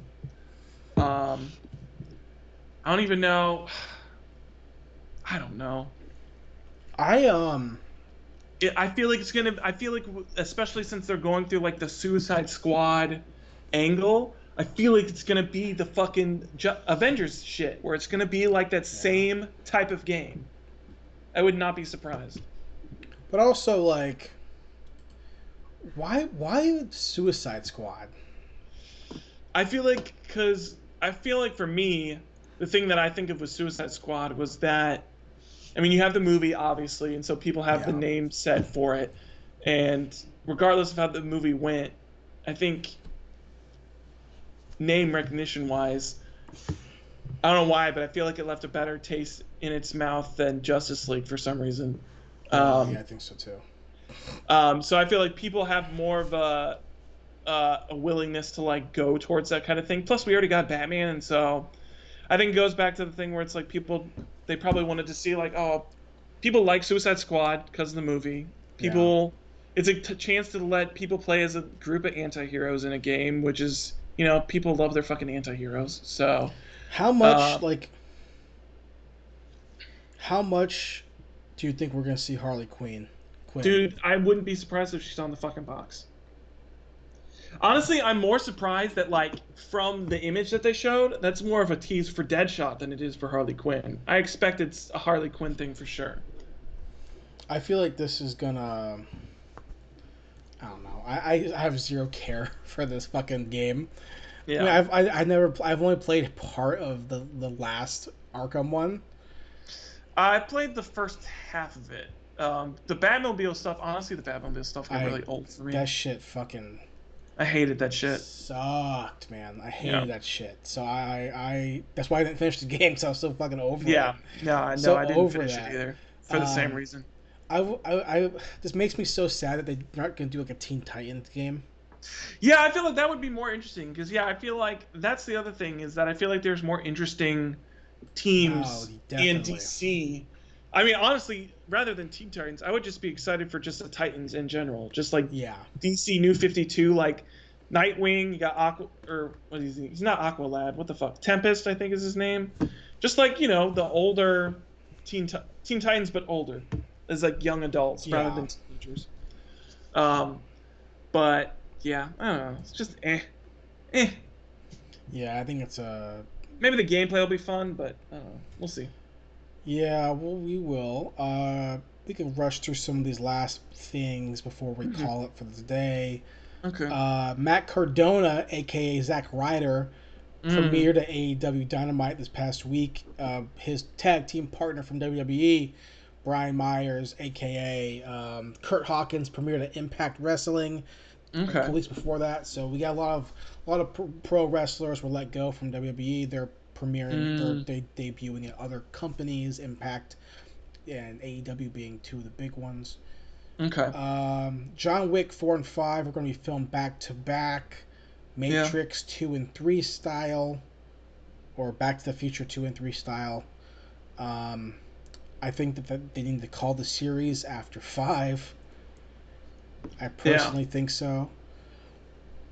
I think... Yeah, I would agree with that. That's some of the only... Star Trek got canceled. That's fine.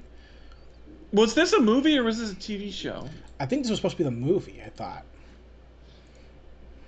Which movie was this? Was there... This was the were they Noah... working on a fourth one? This was the Noah Haley movie. I don't know what they were trying to do with it, but... I remember we talked about it on the podcast a few months ago. maybe a year ago when they announced him as the guy, but I don't know what the goal was with the Star Trek movie. Yeah, because I know there's a bunch of because then you've got the Quentin Tarantino Star Trek that's still out there in the limbo, and then I guess according to this article, they were also trying to do a fourth J.J. Abrams verse Star Trek still. I don't know. I mean, it's fine. I mean, I enjoy Star Trek infinitely more by listening to the guys from Red Letter Media talking about it. Yeah. Did you watch their shit where they, Mike and Rich, talk about TNG? No, I didn't. It's fun. I don't know, the majority of what they're talking about because I really haven't seen TNG, but I mean, it's just them running down the first part of them running down some of their favorite episodes from that series. So yeah. I like them talking about Star Trek. I don't have any context, and honestly, I like hearing people talk about it more than actually watching it. Because every time I try watching any of the Star Trek, I get so bored. Yeah, it's just not for me. I don't have the attention span for it, I guess. Mm-hmm. Or I just don't really enjoy that type of storytelling in sci-fi. I rather than be like blowing up spaceships and shooting people and stuff. But Zach, we hit 2 hours. Is there anything else you want to mention before we call it for the week? No, I think we're pretty good, pretty solid. Awesome. Well, guys, thank you for listening. Thank you for watching. We'll see y'all back next week with more License to View. See you guys. You got the touch. And we'll stop recording now.